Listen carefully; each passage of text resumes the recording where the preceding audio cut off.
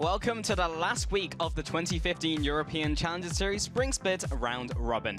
My name is Richard Pulse-Cam, and with me is the wonder from Wales himself, James Stress O'Leary.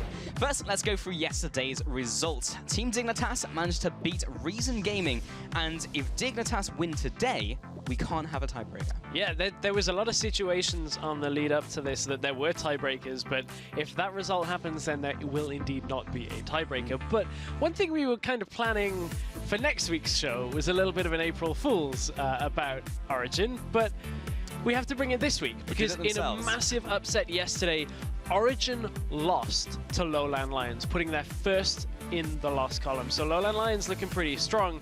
And then in our final game of yesterday, Gamers 2 and Mouse went head-to-head. Mouse would pick up their first win. Kind of unfortunate circumstances for Gamers 2. They were playing with a sub, but Mouse are now at 1-8.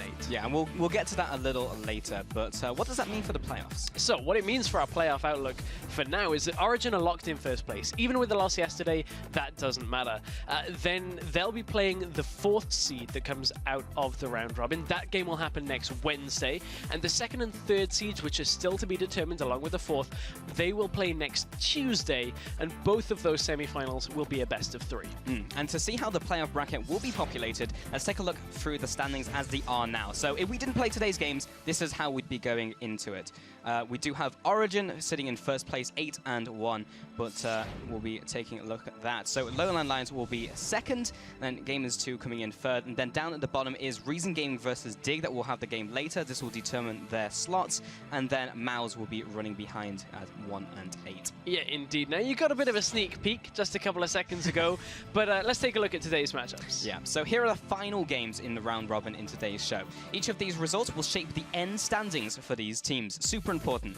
Team Dignitas EU will be going up against Reason Gaming for our first game. Origin will go up against Lowland Lions, maybe trying to grab a bit of pride back from the performance yesterday. And then Mouse will go up against Gamers 2 this time around. Yes, indeed. 3 pretty important and very exciting games as well. And to stay up to date with all of the standings and schedules as we approach the playoffs in Challenger and in the LCS, check out lolesports.com. And while you're there, you can watch Tuesday's games in full and rewatch any games from the entire round robin here from the Spring Split in Challenger over on the VOD section. Yep, and while you're there, you can also book your ticket to the Challenger playoffs in April, on April 8th, in fact, live from our studios in Berlin, just by clicking on the tickets tab and then following all the links over there. So now on to our first game, which is, again, incredibly important for both teams here, Stress, because this series will determine who gets eliminated and who will make playoffs.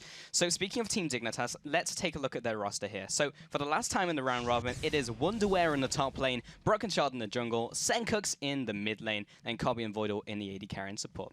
And it really is do or die for Team Dignitas. If they do not 2-0, their playoff dreams are dead. So from a team we expected to take top 3, Dig have really not delivered. The early game has typically been a coin toss, and the battle plan was always get the solo lanes ahead and hope for the best. And that's the team that's been, well, that strategy has only really been successful against Mouse, and everyone's beaten Mouse so far. Yeah, that's been a massive problem for them. And, you know, Team Dignitas just, in general, in a lot of their games, the European squad just haven't really ever got the ball rolling. It's been very much different parts and never coming together as a sum of the parts. And we expected them to do quite well, actually, when we came into the season. And of course, the organization would as well. Team Dignitas having picked them up from SK Prime. They haven't shown up yet, but it's not too late. As you said, coming into this week, they have to 2-0 Reason Gaming. They're halfway there. We'll see if they can do it against this Reason Gaming lineup. Well, speaking of their lineup, let's take a look at Reasons. So, Kubon in the top lane, Zayu in the jungle, Takefun in the mid lane, and Selva and Libic as AD carry and support. And, you know, for me, this was where I expected Reason to be finishing, but I also believe they have a lot of potential just if they put in the work. And the results have also been pretty much as expected. They took games from Gamers 2, Lowland Lions, and they also took wins from Mouse, which as expected, but they also lost against Origin. So arguably they could have taken the second game against Lions, but still, on paper, they should perform against Team Dignitas. They should, and when we take things maybe outside of just the black and white results, they took Origin very late into the game as well. That was an impressive performance from Reason. However, they finished third in the expansion tournament, that one spot away from being in the LCS for the spring split. And now they're in a battle for 4th or 5th in Challenger here in the spring split. That's not where they would want to be. It's not where they'd want to tumble. They really need to deny Team Dignitas this win today. Yeah, indeed. And that's not necessarily what happened yesterday, as we're going to take a look at that game here. So the first gang top lane from Broken Shard really just shows the strength of jungle Gragas, despite the counter gank from Zayu coming in here. Yeah, indeed, and that was the first blood, but at the same time, Senkux, as always, we've talked about him so much, is going to pick up a 1v1 kill in lane. He hits level 6 first, Take Fun has no ult, and pop goes Lissandra. Top lane, right at the same time, Broken Shard gets a little bit outplayed by Zayu. And in this river fight here, Senkux sets up his Living Shadows to net 2 simultaneous kills. Really cool to see. And then Kubon tries to salvage the situation with a teleport home guard, but a perfect monsoon stops his advance. And Senkux escapes a free man because the damage, unfortunately, from a horse and a Poro, not too much. Not too much, but something that has happened a little bit too much, perhaps, is Voidal getting caught out.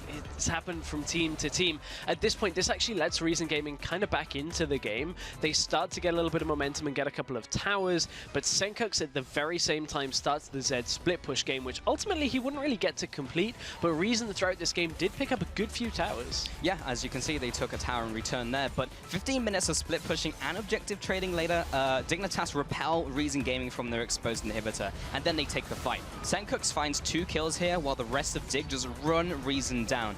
And only Wonderway here, you'll see him sacrifice himself, but he uses his life to basically keep Celeber in place with his support, and they pick up those 2 kills as well. At this point in the game as well, Baron wasn't quite available, so even though they took this fight, it was already still waiting to respawn.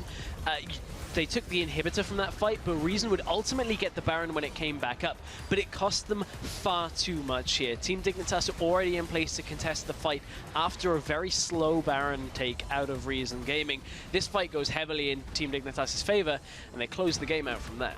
Yeah, it was a really high kill game as well. 38 kills on the scoreboard there, but you can take a look at the players themselves. Cobby came in here 7-0 and 3 on that Tristana. That champion pick and ban was really well played. They held the AD carry until the end, so they had the late game security. They waited until the Hecarim was there. It was like, well, we're going to pick Tristana, so you can't do anything at all. It's going to bust a shot you away. So really nice pick coming in, and Cobby performed. Yeah, and that's one of the big factors. Cobby performed in that game.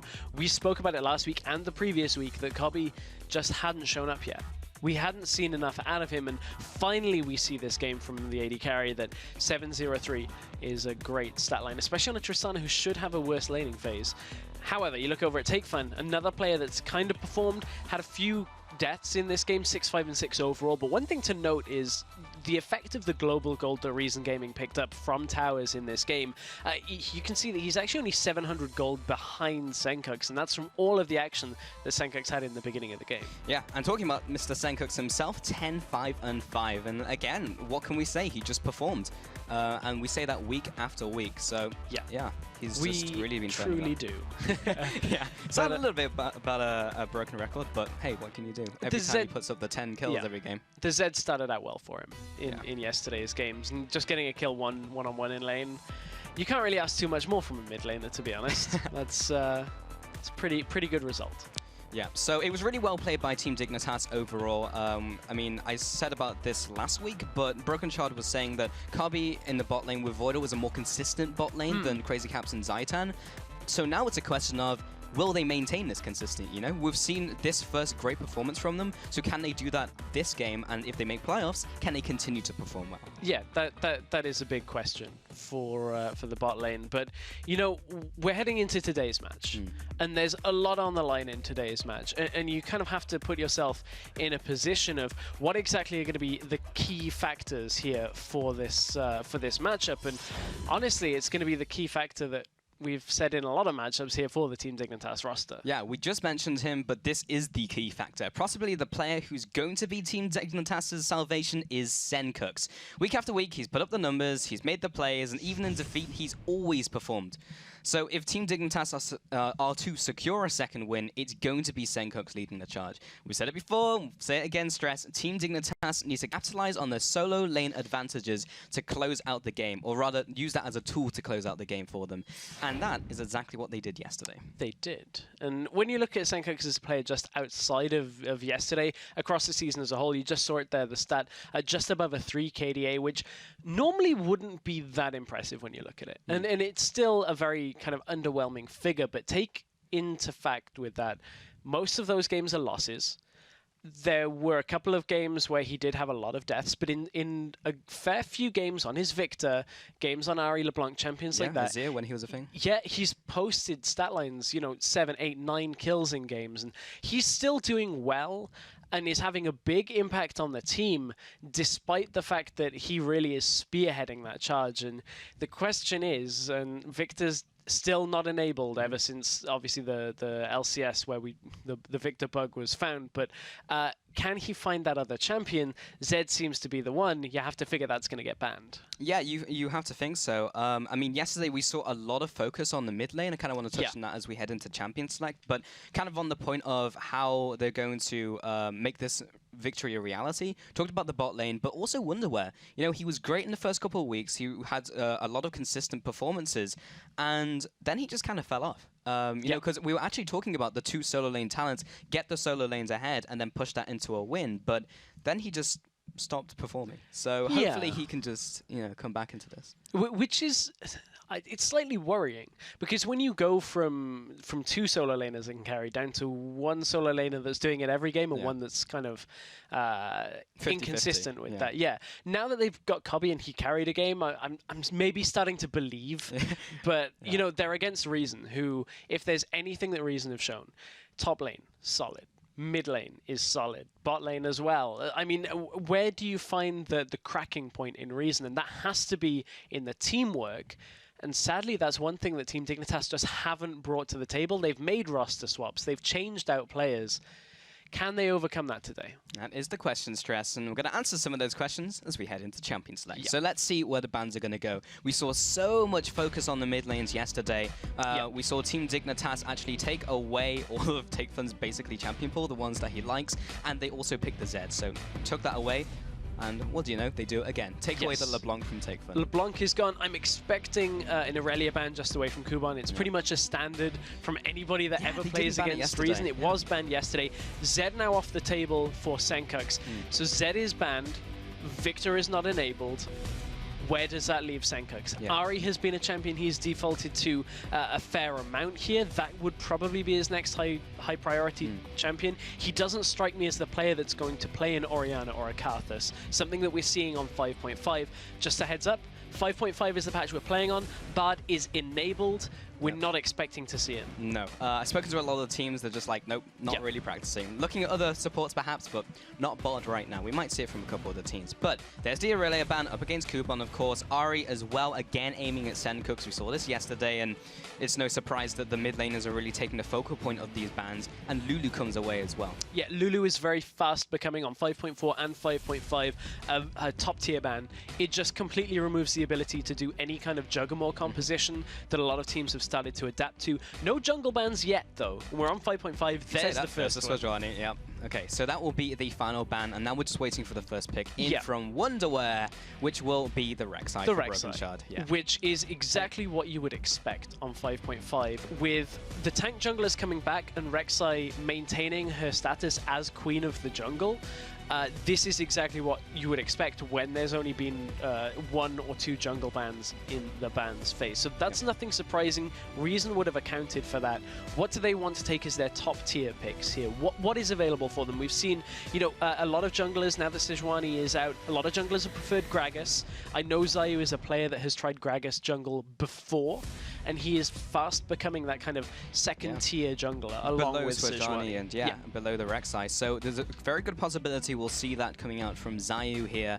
And again, it really is the question of where they put the prioritization. They may come in with some flex picks, of course, just keep it ambiguous, or they may even just lock in the Sion, which they do indeed. So the Sion pick comes in here, again, great in the 1v2s, great in just sitting up there, and they lock in an early Cassiopeia. That is very ballsy, but at the same time is another of Senkux's high priority priority champions. Senkuk's banned his own LeBlanc because they don't want Take Fun to have it. Zed and Ari both banned as well. That's a lot off the table here for Senkuk's. The Scion, a bit of a flex pick. Some people are trying it in the jungle. That could be a possibility, Wow, although it's not as top tier, but Team Dignitas bringing something a little bit different. Yeah, so Janna picked up as well. I mean, we see Janna all the time, but here comes a Fizz, and yes, we've seen it in the LCS, saw it in North America, in fact, but it was played mid lane by Keen, where he went with this kind of tanky build. Then we saw Smitty J play it in the top lane as a kind of a split push assassin. So there's lots of places this can go. I'm very interested about it. I'm expecting it to go into the top lane. We've seen that a lot in Europe here, especially players like Vizicachi, or if you'll excuse the pun, Vizicachi, when he plays it. I had to get excuse the pun, you just made the pun. I'm making the pun. It's all good. It's all good. We're going a little North American here on the puns, but yet we're still waiting. I'm expecting that to be top, as I said. I think the Morgana pickup here is... It's still good because you're able to kind of mitigate a lot of the crowd control, but a lot of Morganas that we see are flexed.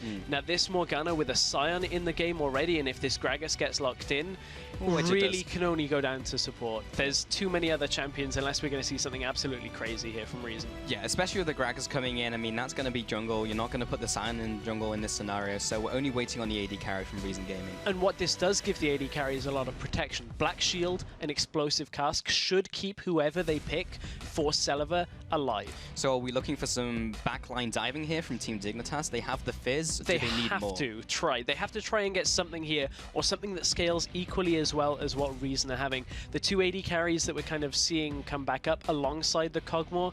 Europe last week we saw a lot of Jinx from that AD carry position. And funnily enough, Cobby is actually showing us a second one that after Jinx has came up. Tristana, after the rework, people are starting to find out how she plays. I wonder whether we'll see it out of Team Dignitas. I'm expecting a scaling AD carry out of Reason. Also got buffed in the last patch as well. Every time she auto-attacks a target who's been tagged by the explosive charge, she'll reduce her rapid fire by 1 second on that cooldown. Ooh, we do have the lock-in of Syndra, so I guess that tells us exactly where that Fizz is going.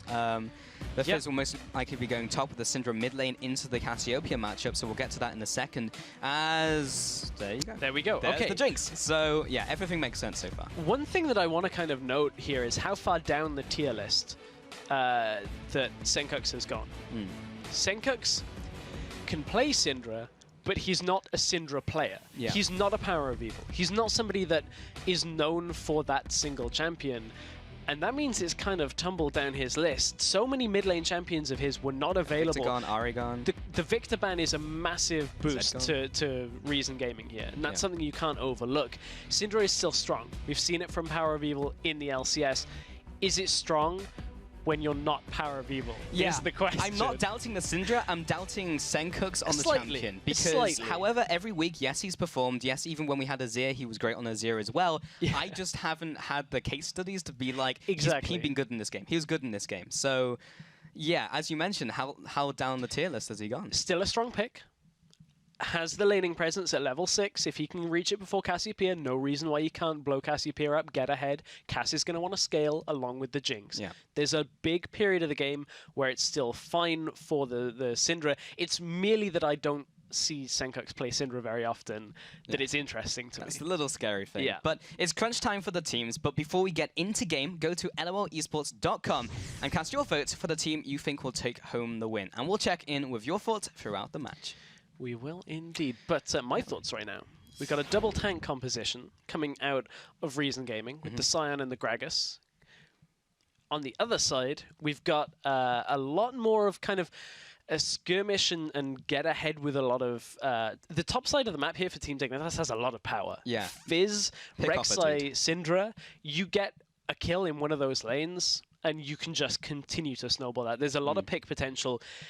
The only kind of time bomb is going to be Tristana. Need to buy time just for her to scale up a little bit. And they've got Janna for disengage as well. But on the other side, you kind of have the same thing. You've got the Jinx who's going to be great late game. So is Cassiopeia. Her damage is going to get insane. But we're going to get into the game here. And we'll see how those picks work out. So yeah, back onto that point. Both of the teams have some late game punch to them. So kind of interested to see where these teams are going to be spiking, where they're going to be looking for the fights, and what power spikes they're going to be making use of. Yes, that's a lot of questions, hopefully which we'll answer here today. But this is a crucial matchup for Team Dignitas. They have to win here to get to the playoff bracket. If they win, they steal away Reason's spot. Yeah, Reason Gaming have to win, so do Team Dignitas. This is so crucial for them because whoever wins, the other is going to be knocked out and have to re-qualify in the next season in summer. So something kind of interesting here is something we're starting to see in European Challenger and just across other leagues as well. Sion is going to do the level 1 start where he dies. Interestingly enough, what he'll do is he'll just start with just a flask, and then when he backs, he'll either pick up potions and a ward with the extra money that he gets, or boots. It's a kind of a 50-50 on, depends on whether you get the lane swap that you want, whether you've got the sustain. So he's holding off. He's got about 130 gold, I believe it is, 130. By taking the camp, he should be up to around 320-ish, which is around boots if he wants it. We've mainly seen it on Hecarim. We might see it on Sion here. It depends what he's looking for, as you mentioned. But yeah, Hecarim really likes the boots because it gives him even more AD. One thing people are looking for right now in this game is the lane swap, which I think is actually really smart on Reason's side.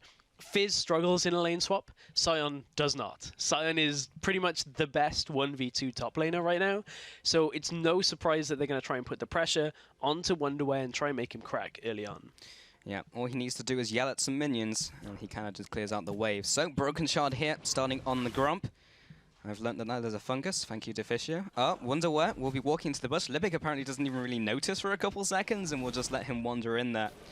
Kubon will be starting up on this red buff. Yeah, so interesting. Is he going to take it? Can he take it with his passive? He's just going to take the small ones because, remember, a lot of experience was moved over to the small ones. I wonder here, is he going to use... He's going to try. Yeah, wow. He has a lot of damage here.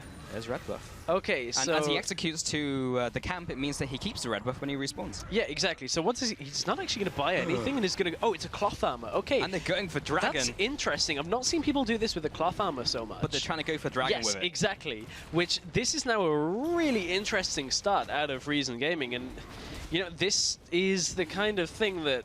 This is awesome. Yeah, I was going to say, this is a really smart start here out of Reason. It's not going to work every single time you do this. This is a kind of strategy that you save for when you really have to get a win. You know, it's when we were talking about the Vi level 3 taking the dragon. It's going to happen once, but then after that, never again. And yeah, Kubon and Zayu take it right under the noses of Team Dignitas EU. That means they have the timer as well. Broken Shard's not going to know anything about it unless he goes down the river. So not only do they have that, but they have the timer and they can set up for the next one. Zayu's also in the bot lane to assist Kubon. Now Broken Shard moves into the middle lane. Here's the tunnel. Will he go for the flash? Yes, he does. Knock up into the first blood. Will send Cux's Syndra work out. So far, yes it is. Lands the stun, gets exactly what they needed, and that's the thing with these lanes here from Team Dignitas. If they get them ahead, they have to force Reason to go late game, which is why the dragon stat is so good right now.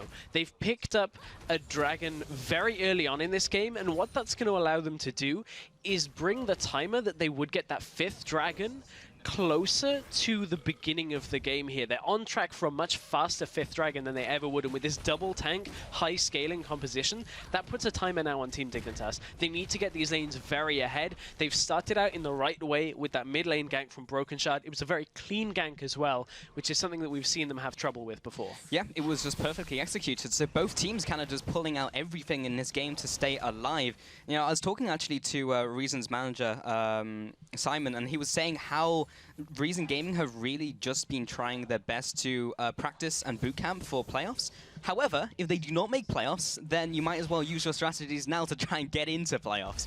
So yeah, we'll see if that is the case. And of course, that level 1 strategy there definitely shows they're trying to use everything they can to keep themselves in this. Yes, indeed. Now we've got Wonderwear being held by Broken Shard here. They're going to try and, you know, shove this, break any kind of freeze that Reason were looking to set up. That's a big wave being pushed in, but Wonderwear actually hasn't really been punished in this lane swap right now. I'd be interested to see how Reason actually set that one up, because that's a lot of CS onto a Fizz, more so than the Sion has been able to get. And as we said coming into this game, normally 1v2 Sion is pretty much king. He is, and he's trying to get all that farm under turret, currently around equal with the top lane, who is now trading off against Libic and Celiver. Celiver will just return some damage and Broken Shard. Those are some flame chompers, don't walk into those. will just carry on clearing out these minions. So let's take a look at some of the differences between these lanes currently and hold that thought, because Libic is now moving on to Broken Shot. Ooh, managed to get the rockets down as well. Picks up a kill in that 2 versus 2. Wonderwell will use Libic as a jumping post for Urchin Strike, but he'll have to flash away behind his turret. Casella was about to pick up a second kill in that one, completely outplaying them 2v2. Yeah, this top lane is going pretty well here for Reason Gaming when you look at it now that that fight has happened. They managed to get a good kill off the first one and Wonderware's flash. That means Fizz is not really going to be able to push forward because he'll have to burn mana through his E to try and get away. He's going to teleport straight back because they know there's not really any chance of them diving him. Zayu's actually pretty low himself down in the bottom lane as well, so this game is starting out a little bit more hectic than we've seen, but if anything we know from 5.5 is that it has changed so much in the game right now. Yeah, it has, and you can already see that by the picks, but in this game, lots happening, lots of strategic diversity. And take fun here in the mid lane. Broken Shot going for round 2. Libic's there this time, but he gets blown up by Sencooks' Unleashed Power. He goes down without a fight, and Libic will just be the support sitting in the mid lane, trying to get all the farm he can. And there we go. We kind of doubted the Syndra coming into this, but they've done exactly what they needed to with that pick. Now. Yes, now I am a believer, because they hit 6 on Sencooks before they got it onto Take Fun. Take Fun's still only level 5. And they use the ultimate. That is exactly what you need to do on a Syndra lane once you hit 6, is coordinate that with your jungler, make sure you get the kill in lane. Now down to the bottom lane, this lane swap has not worked out so well for Reason when it comes to the bottom side of the map. The turret has gone down, yes they got the dragon, which is going to be back up in 2 minutes, but now they've lost a tower, and that gives a lot less dragon control now for Reason. They needed to stop that tower going down so quickly. Yeah, and that means they are slightly behind in this game. Of course, the Dragon will kind of do more as we progress through the game because of the percentage stats it gives as the first Dragon buff. But the first tower going down to Team Dignitas EU. Now swapping their duo lane into the top lane means Wonderwell will be going up against Kubon, and he's already ahead in terms of the farm race, 36 to 23 currently.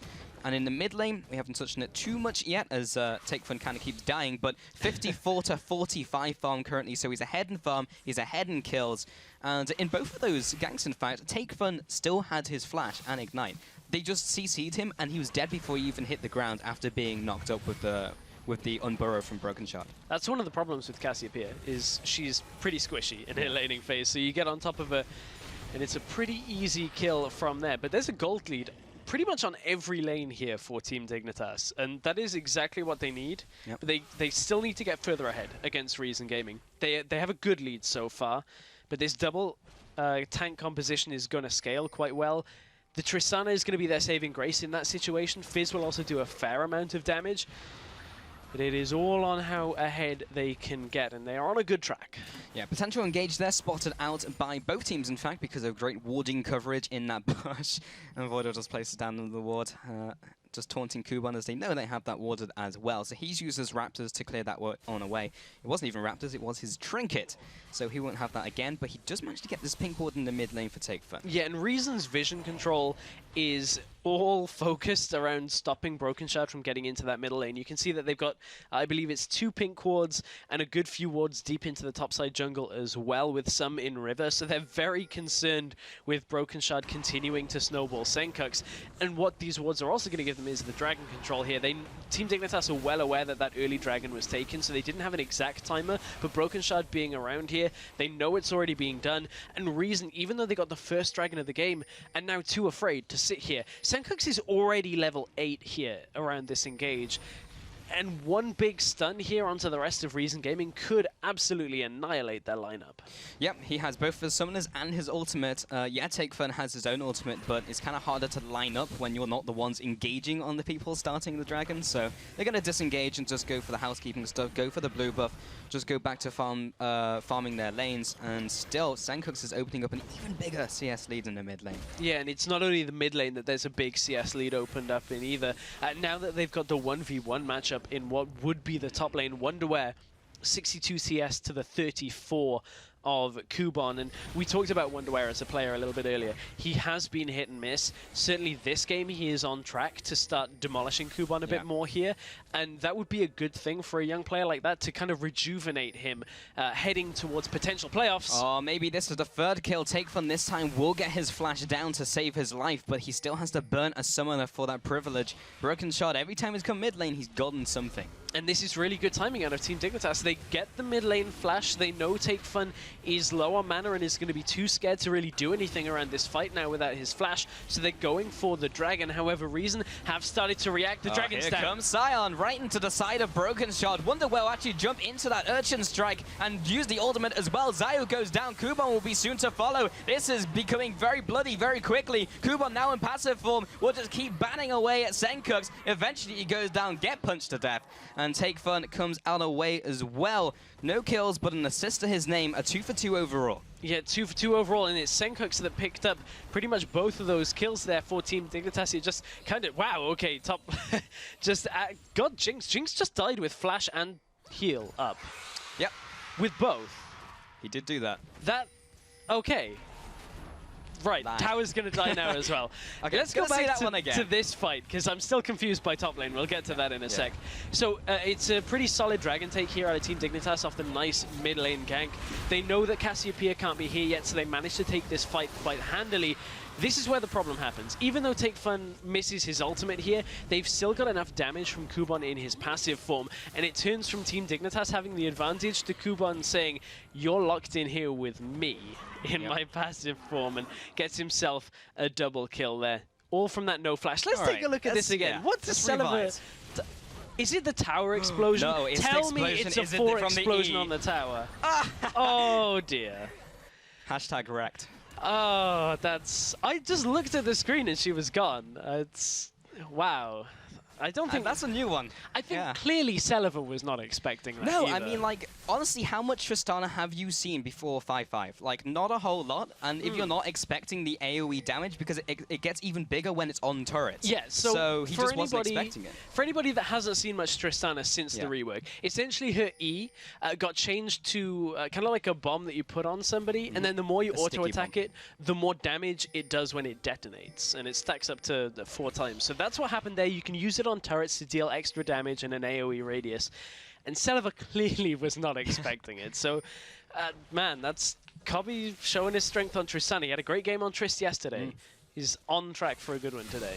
Yeah, and this one is kind of set up the same way. Like, he picked it into a Hecarim and a Swadrani, both of which are just going to kind of run at him. And this game, we have a Sun who's going to run at him, and a Gragas who's also going to just body slam into him, so he can just get away from that. One problem right now that Reason have is they're shoving mid lane, which they should be able to deal a lot of damage to. One problem they're going to have is that Cassiopeia is not going to have as much damage as you would expect, even with her scaling later into the game, because she's had to opt for that second Doran's and a giant spell towards the Rallies. But that's a very early giant spell and is a lot of money that should normally be going towards AP to give you more damage in these fights. All that's giving her is the health to survive, which in theory gives you more AP over a longer amount of time.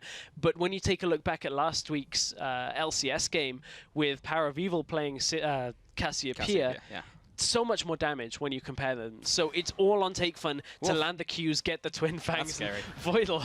Oh, Binding hits. It hits as well, right on the corner. Zayu comes in with the ultimate as well, gets the explosive cast into his ally, and Monsoon will keep him alive temporarily, and the seal as well. Wonderwear comes in from the top. 2 teleports come in, Broken Shot from the bot-hand side, and there'll also be Senkux joining the fray. That's 2 kills in favor of Dignitas EU, and somehow Jan is still alive. Kubon wants this one, even if it costs him his life. Glory in death. Can he get it? No, he's going to go down before he can even reach Voidor. That was disastrous from Reason Gaming. 3-0. Broken Shot on the way to... his Raptors. No, he could potentially look to save the turret here. It's enough to shove TakeFun off. It felt underwhelming a little bit, but just the presence from the Rek'Sai ultimate alone, there's a lot that just happened here, and it's all in Team Dignitas' favor. They're now pushing top lane as well at the same time, and with Dragon coming up in 2 minutes, they have a lot of control on this game.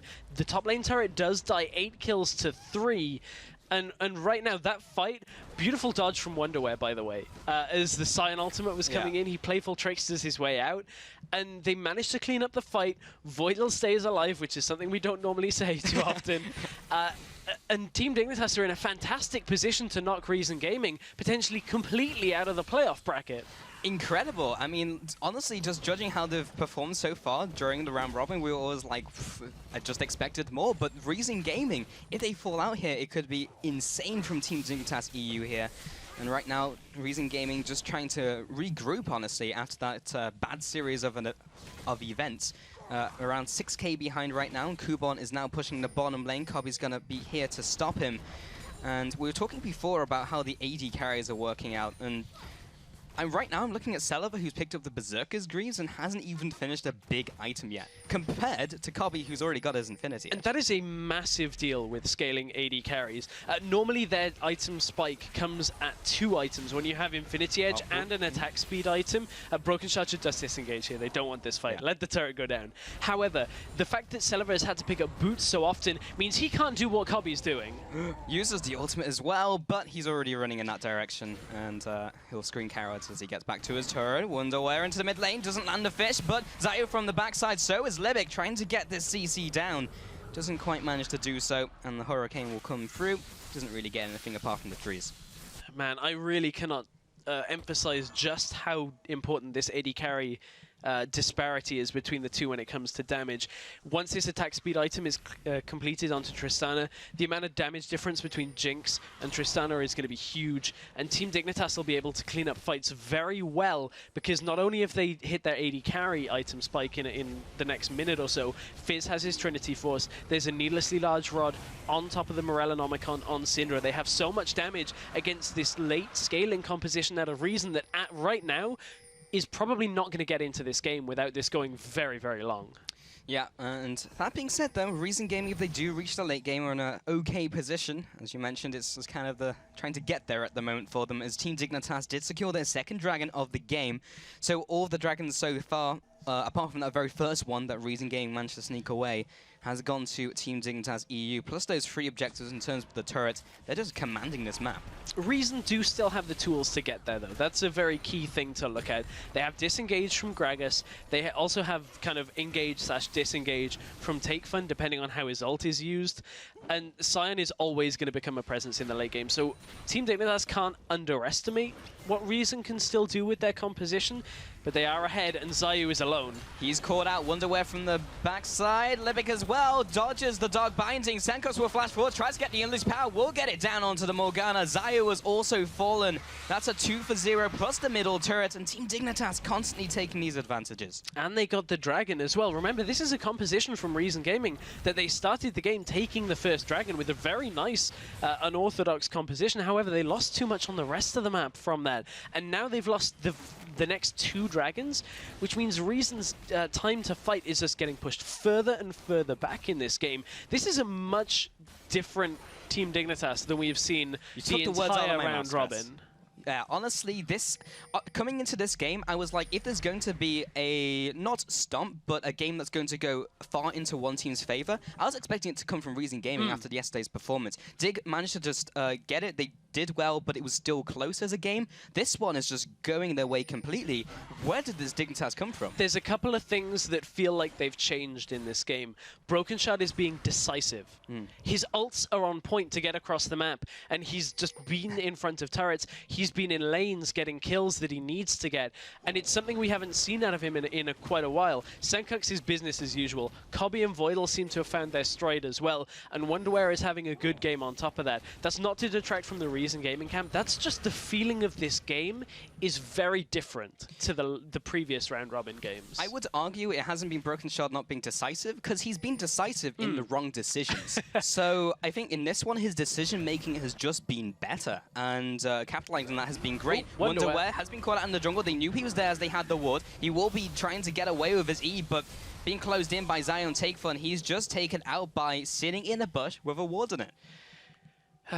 Just as we were singing the praises. I know. It's still fun. Can you not? That's his first death. It's there's still a lot to play for. But still done great. that's going to allow Reason back into this. Libic is setting up a bit of a trap here. If he can dark bind Kobby here, teleport's coming through. Broken Shot checks into Libic. Great binding. Right onto the behind of Kobby. This will be an engage coming out from Sion. There's the Soul Shackles onto 3 members. Zayo as well uses ultimate to CC them up. Zap comes through and tags Kobby on the way out. Broken Shot as well will be taking some damage. Meanwhile in the mid lane, Senkux blasts down Take Fun with the teleport from power. behind. He will be trying to get in from behind. So will Wonderwear. He gets exhausted immediately. He'll jump down with a playful Trickster. It's not enough damage just yet, and he'll get chunked away by Kuban and Zayu. This literally happened 10 seconds ago, and now the rest of the team will have to disengage. Senkuk's the one-man army. He's going 1 versus 4, but he gets bound, and they will be able to take him out. Not before he destroys the raiding carry of Celiva, though, with that nice E at the end. A pretty good fight overall for Reason Gaming. They came out ahead on the kill count, and they stop a little bit of the pressure that Team Dignitas were applying here. But man, that's not the vote I was expecting. It's when not, you look at it. But coming into this game, that's what I thought too. I said it before, and I'll say it right now. Like, that's what I was expecting. But this game has not only turned my opinion around, but I'm sure a lot of viewers at home. Yeah, I mean, but it's a weird one because this game is back and forth. As far ahead as Team Dignitas have been, they've let a couple of little things go to Reason Gaming. That fight being the biggest so far. And honestly, like, let's take a look at things, because Reason Gaming are on their way to their composition becoming as strong as it should be here. Yeah, I kind of just want to take a second to recap what's happened, because so much has happened over the last couple of minutes. Let's take a look at the items first, as Dragon is spawning in 1:30, but we do have Wonderwear now with his Trinity Force. He's had that for a while now. Mid lane, Senkux has again been getting further ahead. What's that? 7-2-2. We've seen that scoreline before. So he's got the Death Cap, he's got the Relinomicon, and another needlessly large rod. And as Take Fun had that kind of dodgy laning phase, he's gone for the Rylai's Crystal Scepter before going elsewhere in his item build. Yeah, indeed. And looking back again to the AD carries, that was an important fight for Celiva. He picked up a double kill, finishes his Infinity Edge. He already has the level 2 boots, and now most of the way towards his attack speed item on top of that. So Celiva's caught up a little bit. From that fight, that has now brought Celiva almost in line to Kobby here. But it is all pretty much on the next fight with regards to those two. The difference in that fight was Kobby put himself in a completely bad position as they were in that lane. They pushed up, didn't check the bush, easy dark binding. The problem that Team Dignitas are going to have is they need to get to Celiva in fights through the Gragas ultimate, through the Scion, through the Cassiopeia and the Morgana as well, and then get the kill on top of it. They have to burn a lot to get there, whereas if Kobby steps out like that again, it's a lot easier for Reason Gaming to take control. Yeah, but it's all about getting those mistakes from Kobby. Yes. And it's him messing up, so we'll see if Reason Gaming can capitalize on some of those, whether they happen later on. Whoa, this could be a Baron for Dragon Trade. Reason Gaming are really just pulling the trigger on this one, and that has not been warded up at all from Team Dignitas EU. They were actually fighting over crowd control, and Zai was the one to push him away. This is all set up by Zai. Senkux is checking for it, though. He's at least heading over to that area. Broken Shard knows. They have a feeling that this is actually going on, and this Baron is dying very slowly because they don't have Jinx there. This is a horrendous mistake. Again, this is the first kill going down. That's the second one coming out. Zayu does not have enough damage. Now Kuban in his passive form. Kobby comes into the fight. He finds Levitt. He goes down. That's a 2-for-0, 3-for-0. Make that 4-for-0. Oh my goodness. All turns around. They take the Dragon, they take the kills, and they take the Baron. Team Dignitas running all over Reason Gaming. Completely planned out. Oh, that was just such a good read out of Team Dignitas there to get themselves over. And the problem was Reason. That would have been a great strat had Celiva been with them. The Cassiopeia and the Scion were doing a good enough job already, but honestly, Reason Gaming didn't even need to go for that play. It was a good attempt, but it's the attempt that has now put them on pretty much lifeline here for their European Challenger spot. They somehow need to now overcome the Baron and the deficit between these two teams, which is massive. And Team Dignitas are now in absolute control. 12,000 gold over their opponents are Team Dignitas EU currently. 5 towers ahead, and they've taken an inhibitor, and they have Baron, and they have a third Dragon. They are winning in practically every single category. and they're just ahead right now. Senkux is doing his thing. He's killing everyone. He's 9-2-3. Even on this champion where we thought it was down in his tier list, apparently not. He can still perform on this versus Take Fun on this Cassiopeia, which was picked, I might add, very early into the draft. And we might see these two laners go head-to-head. There's the flash over the wall. Can he saw that in laning phase. Doesn't want to try for Okay, it. but yeah, the Cassiopeia was picked early on. They were confident in the pick, and now he's 1-4. Yeah, the Cassiopeia is the biggest thing here. Reason, I guess, were laughing to themselves, like, yeah, we got his Cassiopeia, now Victor's not there. Got him now. Ari, LeBlanc, everything's gone. No Zed for you.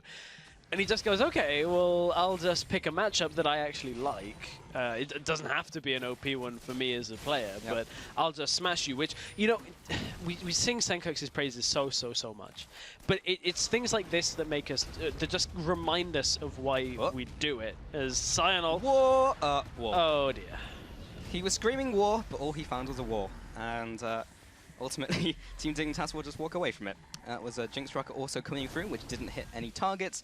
And most likely, Reason Game will just try and reset here and just wait for their cooldowns again as Coupon teleports up to the top lane. So teleport advances now over to the Team Dignitas EU. Wonder where going underneath the turret. This is a Smitty J tactic. Yeah. Oh, and he actually gets it this time. Coupon will be falling down there. He's in his passive form, but that also opens up the opportunity for Team Dignitas to go for the bottom turret. They're just pushing in everywhere in this base. Now the top lane as well is being pushed in. Zayu is trying to wave clear it, but they'll probably be losing a second inhibitor here as they try to defend the bottom turret. Yeah, they will indeed. And you know, that fight for Kuban looked okay. He was like, why is Fizz going on me? Why is he ulted? Because Syndra's there too. And that's an easy fight for them to take. And Team Dignitas are in a fantastic position. We said it was do or die. They needed the 2-0. And if Zayu falls here... Which he does. He goes down. Bottom will be fighting as well. Take Fun with a return ultimate. Lands onto free. That will be Kobe on the front lines who gets caught out. Libic does land the binding when it matters. But the top side, that's Wonderwear coming in to assassinate the support. Take Fun versus the world. Can he do it? Senkux is there and he says, no, sit down. I am the king of the challenger mid laners right now. And now they will go for those Nexus turrets.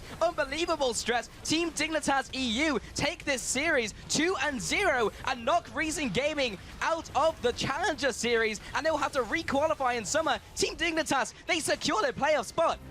That is a fantastic performance out of Team Dignitas. That is the one that we were expecting before the season when they were SK Prime.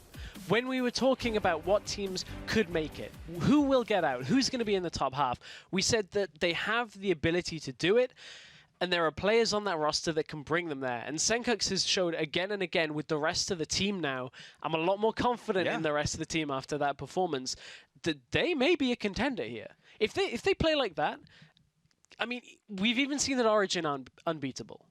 It's a mountain of a task, but Team Dignitas now, I believe they can only take 4th.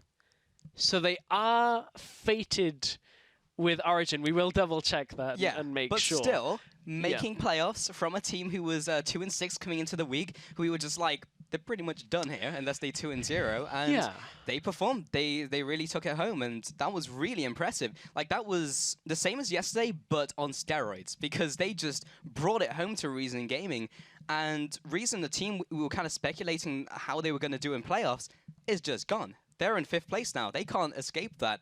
And they'll have to re-qualify in summer. They'll have to battle all the challenger teams all over again. And that's a big hit to Reason Gaming, you know? Like you mentioned before about the expansion tournament, so close to actually just making it into the LCS right out. They took a 3rd place. This time around, they're just slipping. And they're falling behind all of these challenger teams. This week, if this week's just proof that Challenger is crazy. Yeah, if you had told me the results coming into the week, I would have called you crazy. But after watching yesterday's games and then watching this game as well, anything can happen. Crazy. And that's only game 1 of our day as well. But I mean, congratulations to Team Dignitas for securing their spot. That is a big, big point that we have to make. Indeed. So let's take a look at the standings now from that win and what that means. So now, it's currently Team Dignitas EU taking the spot away from Reason Gaming, who are now dropped into 5th. And Dignitas, we'll see here, because they will not be playing in the playoffs at all. Yeah, Team Dignitas on the head-to-head. You just saw the 2-0 over Reason Gaming. Secures them a spot, and with that spot secured, they are fated to play against Origin, which... as you can see, there we go, we're locked in. Semi-final 1, which takes, or semi-final 2, takes place next Wednesday. The Origin Team Dignitas matchup. And That is going to be a good matchup. If that last game is anything to go by, Senkux in the mid lane against FLICKR, Broken Shot against Amazing. There's some interesting matchups there in that head-to-head. Yeah, I think I said something stupid. I think I said Dignitas are out. They're not out. They're in fourth They're currently. Yeah. But yeah, in the scoreboard there, you just saw that they were tied. But because they won the head-to-head, because they went 2-0, it just means they've beaten them. So yes, if there was any confusion over that, because apparently my brain was confused. It's okay. I mean, I'll be honest. While this might sound slightly bad-mannered, I think if you look at the first half of the season, Team Dignitas, and the end of the... My brain would be a little bit confused. If you told me that on week 2, I'd have been like, not so sure about that. However, they have improved. That was the improvement that we needed to see from them, and I'm happy to see it's been made. Yep, they delivered. So, while these two teams' fates are out of their hands, the rest of the teams still have to fight to solidify their positions heading into playoffs. Stick around. We'll be back right after this.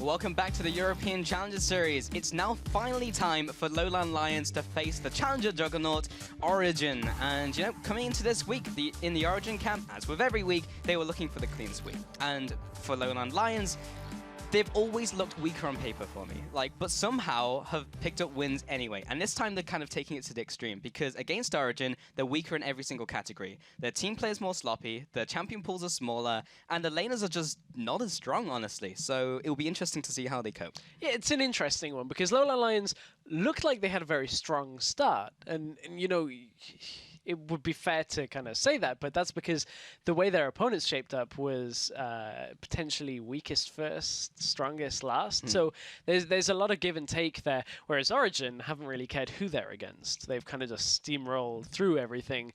It was only Reason Gaming that took them anywhere near the late game, and I mean, it wasn't close to a win. It was just late game. So I guess what we will say is we're about to find out soon. Was the key phrase. Yes, I'm pretty excited for this one. But let's take a look at the rosters first. Going from strength to strength, it is that team of Origin. Soaz in the top lane, Amazing in the jungle, Xpeke in the mid lane, and Niels and Miffy in the AD carry and supports.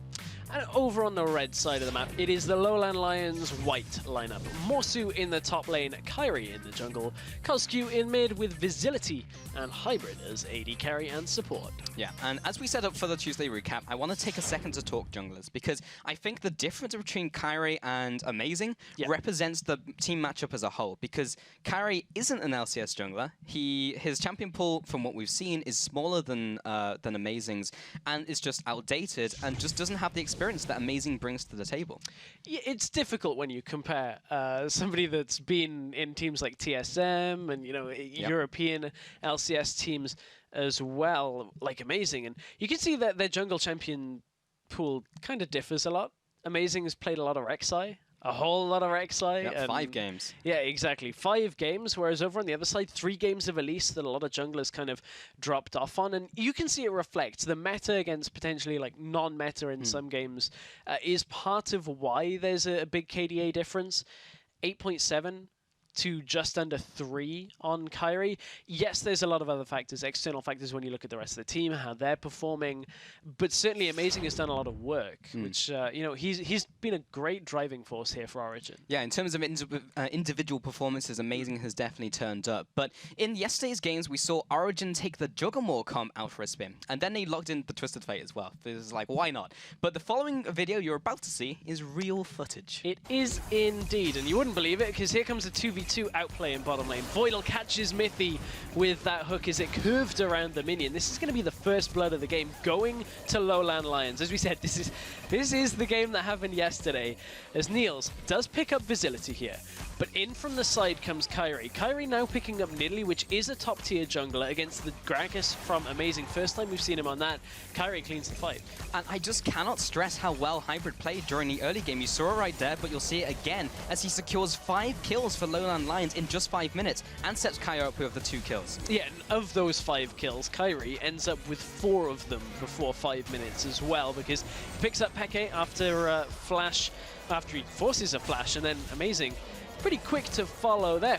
4-0 before 5 minutes on this Nidalee. It seems like all we're seeing is just Origin dying over and over again, but at this point, it's really where Soaz is starting to feel the pain from Kyrie as well in the jungle with that Nidalee.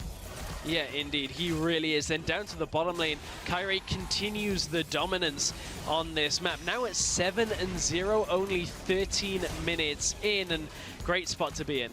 Yeah, and for the next 15 minutes, the game is all Lowland Lions, totaling 4 dragons, 7 towers, and they grab a second inhib here at 30 minutes. Yeah, great position to be in. Origin tried to get themselves back into the game. They finally get themselves a dragon, but look at the minimap. 3 inhibitors are already down here in favor of Lowland Lions. So it's been a bit of a bloodbath of a game. Yeah, but not in the right way for Origin. The late game comp, this Juggernaut comp, just can't hold under the weight of Morsu, who are 8-1-4 at this point, and 10, 5, and 7 respectively. Lowland Lions just saw the weakness in the armor, and they just never let go. No, they didn't, and they handed Origin their first loss. A somewhat convincing loss as well. Yeah, 26-13. Man, I mean, we've expected good things from Lowland Lions, but I think nobody would have expected. Yeah, it's like I was saying, they always lose on paper and then they just win anyway. So let's take a look at some of the stat lines, because Kyrie, we just said it before, but 10, 5, and 7. It really was, though, Hybrid who set up the early game. He got those 5 kills very early on. He passed the baton to Kyrie, who then followed up, killed all the lanes, who then passed it to Morsu, who just took it to late game with the Irelia. Yeah, exactly. Morsu just performing really well, 9, 1, and 4 as well. And you already alluded to Hybrid on his Thresh. 1, 2, and 16 is a great spot to be in. You saw that 2v2 win at the beginning of the game, and they started as they meant to go on, and he just never stopped. Great spot. Interestingly enough, Amazing kind of didn't have the best game, and we spoke to Amazing a couple of weeks back when he was here in Berlin doing the analyst test segment for the LCS, and we had a long conversation about Challenger, and he said to us, and he said, you can quote him on this, so Maurice, we're going to do it. We're going to quote you, because he said, if Origin lose, it's likely because one of the players is playing bad / trolling, is what he said. These are his words. These are the words coming out of his mouth. It's okay because we're quoting here. And didn't want to be carried. And I put it to you, Maurice, that it was your stat line in the game on Gragas that didn't really work out. 1, 6, and 6. So we're just saying, you said to quote you, but Origin have lost. Their first loss here in the European Challenger Series. And hey, maybe we'll see another one. Maybe Lowland Lions can do it again. Maybe. I mean, yeah, their clean sweep is gone. It's out of the window. No longer going to go for 10 and 0. And same at the bottom of the scoreboard, because there's no longer going to be a complete loss all the way from ours. So, yeah, kind of incredible how it all worked out. But yeah, that being said, though, I kind of want to touch on like the stakes that were up for both of these teams, because Lowland Lions, it was very important for them that they picked up a win against Origin, because it helped their seedings tremendously towards the top of the table, whereas Origin, they were locked in #1 regardless. But still, when you're a team like Origin, you don't want to drop a game at all. No. Like, if you go 10 and 0, it puts the fear of God into your opponents as you head into playoffs, but it's just shown that they can bleed. Yeah, and that was going, you read my mind, because I was about to say, it's the whole if it bleeds, we can kill it thing, which is what now Team Dignitas have to look at. And interestingly enough, something I want to look at from that composition, they were running kind of like it was almost the Juggernaut. You had the 2 supports. The Twisted Fate was a little bit weird. The Gragas doesn't exactly lend itself to that. It was kind of like almost there. Yeah. But that's the same composition that they lost a game to Team Dignitas Europe in the Road to Gamers Assembly, I believe it was, about 3 or 4 weeks ago. It was a Protect the Cogmore composition, and it's the only composition that we've seen Origin struggle with in Challenger. Now, Team Dignitas know they've already won a game. Yeah. So Origin now have to not play that composition, because they won with it once, they've lost with it twice, that I've seen. Maybe don't go for that composition so much? Who knows? Well, on that bombshell, let's head into Champion Select. So let's see how this game will work out. I have to feel that Origin will not expose themselves to the weakness that apparently is their Juggernaut composition.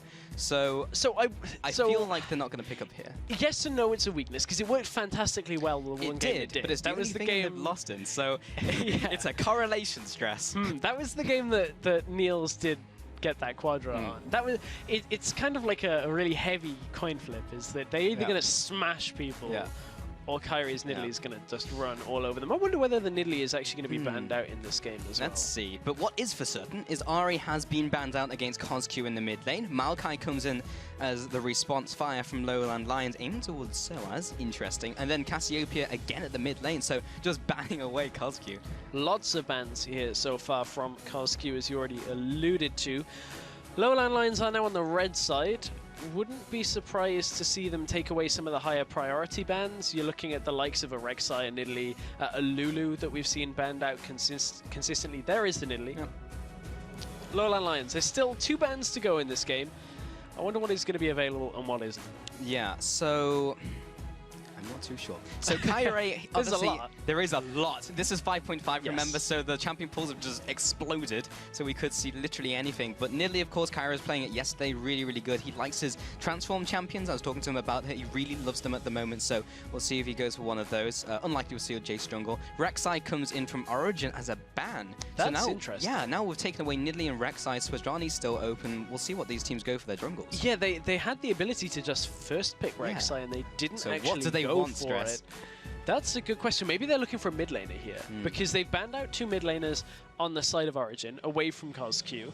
And from there, maybe they're looking for something they can flex, like a Lissandra, like a Lulu is still open if they were to go for it. Something that can flex towards mid lane if they wanted to and pick the matchup. And the final ban is another mid laner, so maybe that was what Origin were actually looking for, was a first pick LeBlanc. Yeah, it definitely confused Lowland Lions because they took the whole timer to go for that LeBlanc, so it's like, I guess they're going to first pick a mid laner. Let's take away LeBlanc and see what sticks. Yeah. So now Origin are taking their time. So they're not as decisive with their first pick, which is kind of what the bans alluded to. So now they're taking their time. They have to rethink their battle plan, or they go for the Lulu. I mean, it gives them the versatility if they want to go for a Juggernaut-style composition.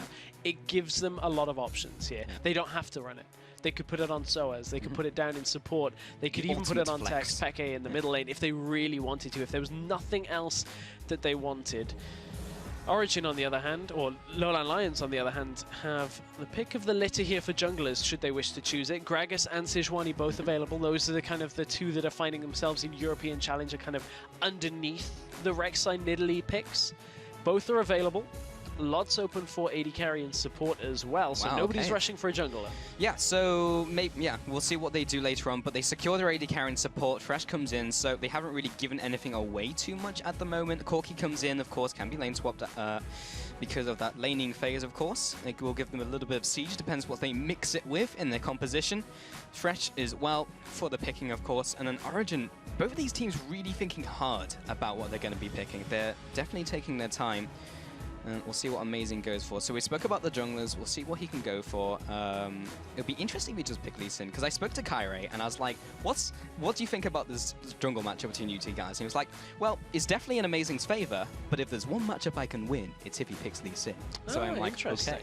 So apparently he's had some good solo queue adventures in that matchup. So we'll see if Amazing actually takes it and say, I can still beat you with this champion. That would be an interesting one. Now, we have seen Lee Sin earlier today in LCK, it was played on 5.5, which is kind of weird because a lot of people think that Lee has fallen down and junglers like Gragas have replaced him. But I like this lineup here.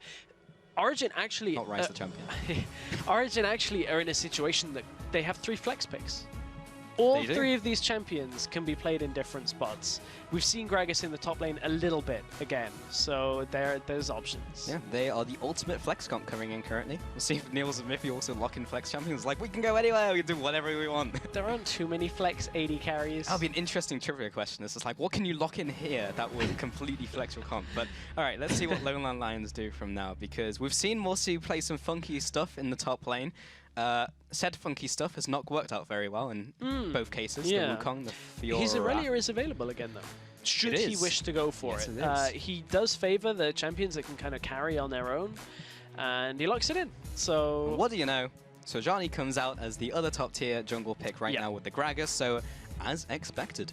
Yes, indeed. Both of them are fairly similar when it comes to their ultimate and their presence. They have some presence pre-6.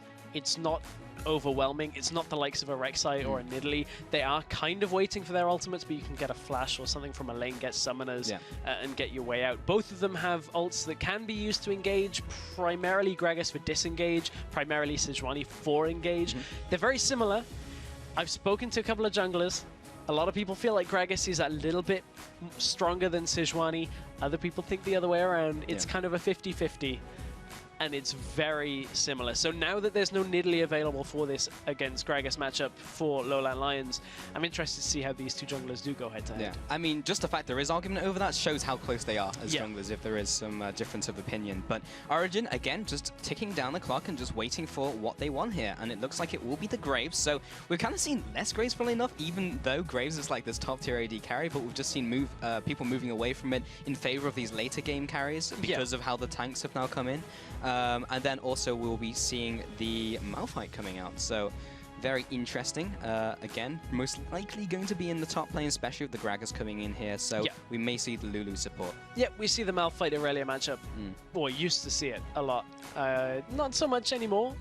Only really from time to time. Just turns it into a bit of a farm lane. Yeah. So there's not too much to write home about in that lane. However, this mid lane pick is still to be picked up here for Lowland Lions, which is interesting because right now normally there'd be a champion that stands out, and there isn't, which means people will normally default to something like an Orianna, a Xerath, something that wave clears, something that's consistent and good. I mean, there's no one champion that's left that's like, this is what it's going to be. Yeah, so it looks like they may swap into this one. I was kind of hoping for a second there that Kozuki would pick Akali because he's a self-proclaimed Akali god, but he claims the E nerf was too much, so he's been going elsewhere. But yeah, it will be that Xerath, as you mentioned, kind of just looking for that wave clear, the long range. The pick potential gives it's a nice all-around. Yeah, of course we did have that small hit to the E in the previous patch. Yes, we're reducing the maximum stun duration, but still, Xerath.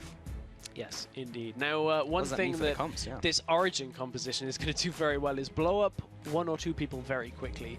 You look at a Lissandra ultimate into a Gragas ultimate or a Malphite ultimate or a Lulu ultimate for the knock-up. You get on one person, you burst them down with Graves. That's that team fight done. On the other side of things, Lowland Lions, you look at the distance of their engage actually is fairly intimidating. The Sejuani ultimate goes out quite a far way, especially if you can Q as well and get extra kind of catch-up distance. Xerath has long range. You're looking for Aurelia teleports from the side, Corki rockets, Thresh hooks. Lots of distance between Origin and Lowland Lions, but if anything can close that distance, it's going to be the unstoppable force. Yeah, yeah, absolutely. But before the game begins, log on to Twitter and use the hashtags OGWin or LLLWin to cast your vote for the team you think will emerge victorious. And we'll check in with your thoughts throughout the match. So it's important for us to kind of put into perspective what exactly this match means. For Origin, it doesn't mean too much because although they'd like to go 9-1, they will lock first place even with a loss here. For Lowland Lions, it's very important because they'll need to get this to lock the second place spot regardless of what happens in Game 3. If they lose this, it's a decider between Gamers 2 and Mouse, and that determines who gets second place. So there's still a lot of moving to be done.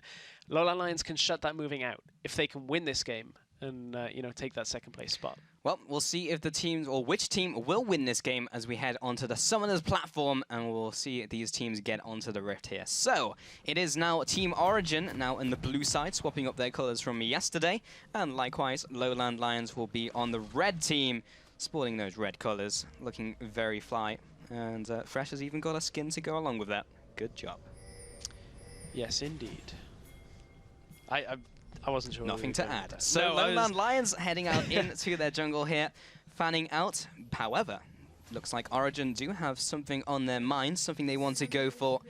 They do have all of those wards ready to go. If they want to go for some deep vision here, depends whether Lowland Lions want to go for these head-on lanes up against the Graves and the Lulu up against the Corki and Fresh, or if they decide to lane swap. And so far, it looks like they may just be sitting in those standard lanes. But Origins are moving into this bottom bush. They are currently in the cover of stealth. And visit... Oh, he's seen them. so as pokes his head out of the bush, got that ward. Got it. I think the only thing that might not have spotted that out is the guards from Metal Gear Solid.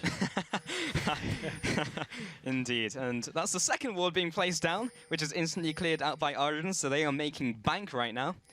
Getting it. Yeah. Although, there's a whole 20-something gold. Something that Kyrie's getting at this point is information. So that kind of backfired. They now have deep wards in the topside jungle to spot out for a lane swap, but honestly, I think Origin will probably actually be confident just sitting in this 2v2 if they can get it. This kind of indicates that maybe Lowland Lions are looking for a lane swap. They don't really want Corki Thresh into Graves Lulu. There's a lot of damage that comes from Graves Lulu. Ooh. Where are you going, Facility? That's they do have that deep vision. They haven't seen a SOAS in the top lane yet, so everyone's keeping their hands or their cards to their chest. Facility taking this long route around, and there's even the ward there to see it. So you thought you were being stealthy, but it wasn't sneaky at all, as Origin will notice this one.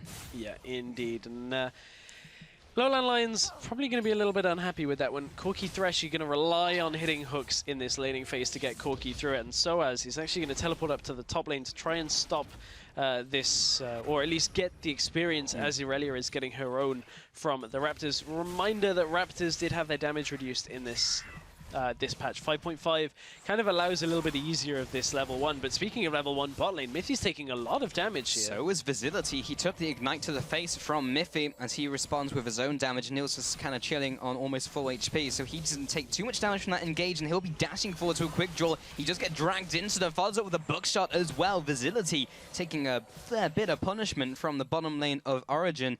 And hey, we talked about that matchup and how not great it is for Corki in the early game, and you can see that right now. Oh, Amazing's been spotted out, though.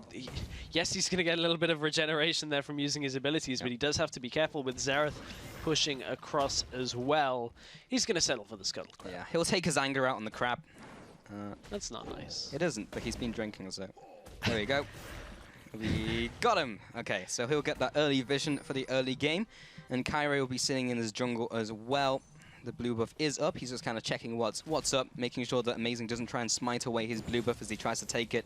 Bot lane again. Niels just farming away. He is definitely ahead in this lane, but the minion wave is heading towards Lowland Lions, so they'll do their best to CS under turret. Mid lane, however, it is Xpeke up against Coscube on Lissandra versus Xerath. Very interesting so far, as both of them are farming. And down in this bottom lane again, to kind of bring it back to yesterday's game. Oh, Kyrie. So, 5.5 jungle, Sejuani's main, I guess, this could be close. Yeah, I mean, Sejuani's main takeaway from her is that her sustain throughout the early jungle is a little bit lower than a lot of the other junglers around. You can catch her out early, can put the pressure on. That's not something that Amazing is going to do, but this might have a bit of a knock-on effect now, because Sejuani's either going to have to recall or play it greedy and try and take more camps with her current health. So it's a little bit dangerous here for Kyrie to sit around, and she does actually recall and pick up that Ranger's Trailblazer. Yeah, opts for the safe route there, which was probably the best option, knowing that Amazing was quite happy to walk into their jungle, saunter around and maybe pick up a camp or two. But bot lane again pushing in here.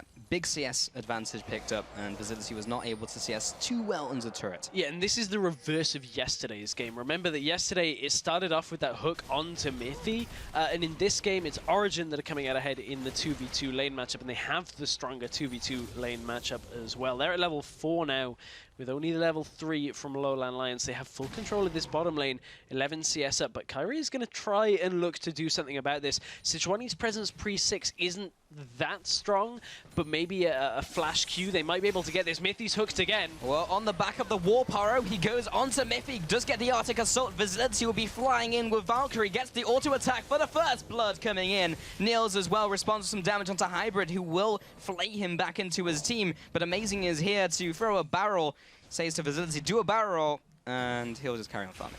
And at that point, Lowland Lions, again, it's Hybrid setting up these bottom lane engages. Kyrie is there, has to work hard to make sure that they get the kill from that, uses his own flash. But at that time, Hybrid, another hook, the flay landing as well. Hybrid's Thresh, maybe this is something that teams are going to really need to start looking at as a potential ban here against Lowland Lions, because now it's won them two-on-twos in the bottom lane. That time there was a Sejuani in lane as well. Yeah, indeed. But Kyrie really has just been turning up, not only in the game yesterday, but in today as well. So maybe we'll see a repeat. Maybe we'll see Kyrie and Hybrid also carry the early game for Lowland Lions to get them rolling. They even have that Irelia as well, so they have all the conditions that would create the same scenario. However, one problem that may come from this attempted gank, so if there are any subsequent attempted ganks by Kyrie, is Amazing is already farming pretty well. 21 CS, yes, Kyrie is about a camp to a camp and a half behind him. But if Kyrie can continue to get into lanes without sacrificing too much CS, they may still be okay here. But it's all about a kind of a race to 6 here. If Amazing can get the explosive cask before Kyrie can get his ultimate, it's going to make a difference in early game team fights. And the other thing is, in all of the lanes, you can reflect and say the same thing. Top lane's winning in CS, so is mid, so is bottom. And in mid and bottom, they're actually winning by a fair margin. 55 CS to 40 there, 52 to 38. Doing pretty well. And take a look at Soaz's item build as everyone is going back for their kind of first couple items. And he's picked up the Balmy Cinder, the new item that builds into both Sunfire Cape and Cinderhulk. So We'll see where he goes with that one. Presumably, he won't go for the jungle item, as he does not have smite. So, expecting a Sunfire Cape down the line, as his job in the typical Irelia Malphite matchup is to contain the Irelia. Yep, game of containment, exactly as you put it. And it's one of those funny matchups where you just see Malphite randomly ult a wave of creeps, just to get some farm and to disrupt the Irelia a little bit. He'll do that. But, he will. Ooh, hook nearly lands onto Niels, but it wasn't quite in place. And Amazing's, this is the second or third time that he's actually taken it out to the crab. So he's you know, making sure they have control of this lower side of the map, and they're doing that from wards as well. You can see the pink ward already down in lower side river, the ward in the little river bush as well. There's just been good control there. They even cleared out the ward that that Kyrie put down. But Kyrie's over on the other side of the map, and there's not a lot of vision here for Origin. Only the river ward, which Kyrie does not want to be crossing at this point. So if Kyrie can get his effect felt on this top side of the map, it could work out okay. And actually another ward's gone down in mid lane protecting. So Origin, very, very clear game plan to reduce what Kyrie can do. Yeah, Xpeke has gone back to base, picked up the makings of a Morella Namicon as he's dodging the poke from Kozq. Still behind in that lane is Mr. Xerath. Visility, though, and Hybrid have noticed there is an Amazing in their jungle. And Visility will actually be jumping over the wall. Here comes the rain from the sky. Can he land the last? Whoa, he's already used it. Yep, it's not there. Amazing will get out of this one, but Niels there's another comes fight in from the bot lane. He's now 1-on-4. Can he get away from this? Well, the shocking up keeps him in place. Down comes the Eye of Destruction, and Mithy will respond with the Glitter Lance as well to slow down the whole assault. Niels is trying his desperate attempt to try and get away. Turns around, blast them in the face. It's not quite enough damage. A great ultimate by Kyrie right into the hook from Hybrid. He's ticking down from the Ignite. It's not going to be enough to kill them. The shield as well will just chime in and make sure Kyrie does not die. This is another early game going to Lowland Lions. It is. They balanced the damage there and crowd controlled pretty well to make sure they caught out Origin. And that all stemmed from 2 wards placed into the Lowland Lions jungle, as Xpeke has been pushing at the same time. But the 2 wards that scouted that Kyrie was not around kind of signal to Amazing that he could invade. Kozq might be caught here. He just walks straight into lane. He will use his cleanse to try and get out of this. Shocking Orb comes out, but the Ignite is enough damage to tick down and pick up the kill of Xerath as he tries to greedily get back into lane. So Amazing thought he was safe. It was a good read out of Lowland Lions. They knew they hadn't seen Amazing in a while. He may have been on Grump. He was. They catch him. A lot of damage put down. Amazing can't do anything else, and he's only just hit level 6. That's a very key thing here, because during the fight, Kyrie actually hit his own level 6, and we talked about whichever jungler can get their level 6 first and have their effect on the game is going to win these first little skirmishes. Overall, though, Origin, with a tower going down, have the global gold lead, and they are still in a good spot. But Lowland Lions did pick up a good few kills off that fight. Yeah, and here we go. Kyrie is sitting in his jungle trying to take his blue buff, but Amazing, despite how that last engage went, he's still trying to get something done in the jungle, but this time he'll choose to back off. Really important that both mid and bot tower are down now. That's a lot of dragon control that goes over to Origin, and they're going to be able to control that with these deep wards as well that you can see already. Mithy's actually invading as well. He's not level 6, so can't really save himself with his ult if he were to get engaged upon, but not enough vision out from Lowland Lions means they cannot really safely engage on Mithy this early into the game. I would like to start ringing the alarm bells in top lane, as Morsu is now ahead of Soaz in terms of farm. In fact, he's doing very well. 97 CS at 10 minutes. That's almost dead on perfect.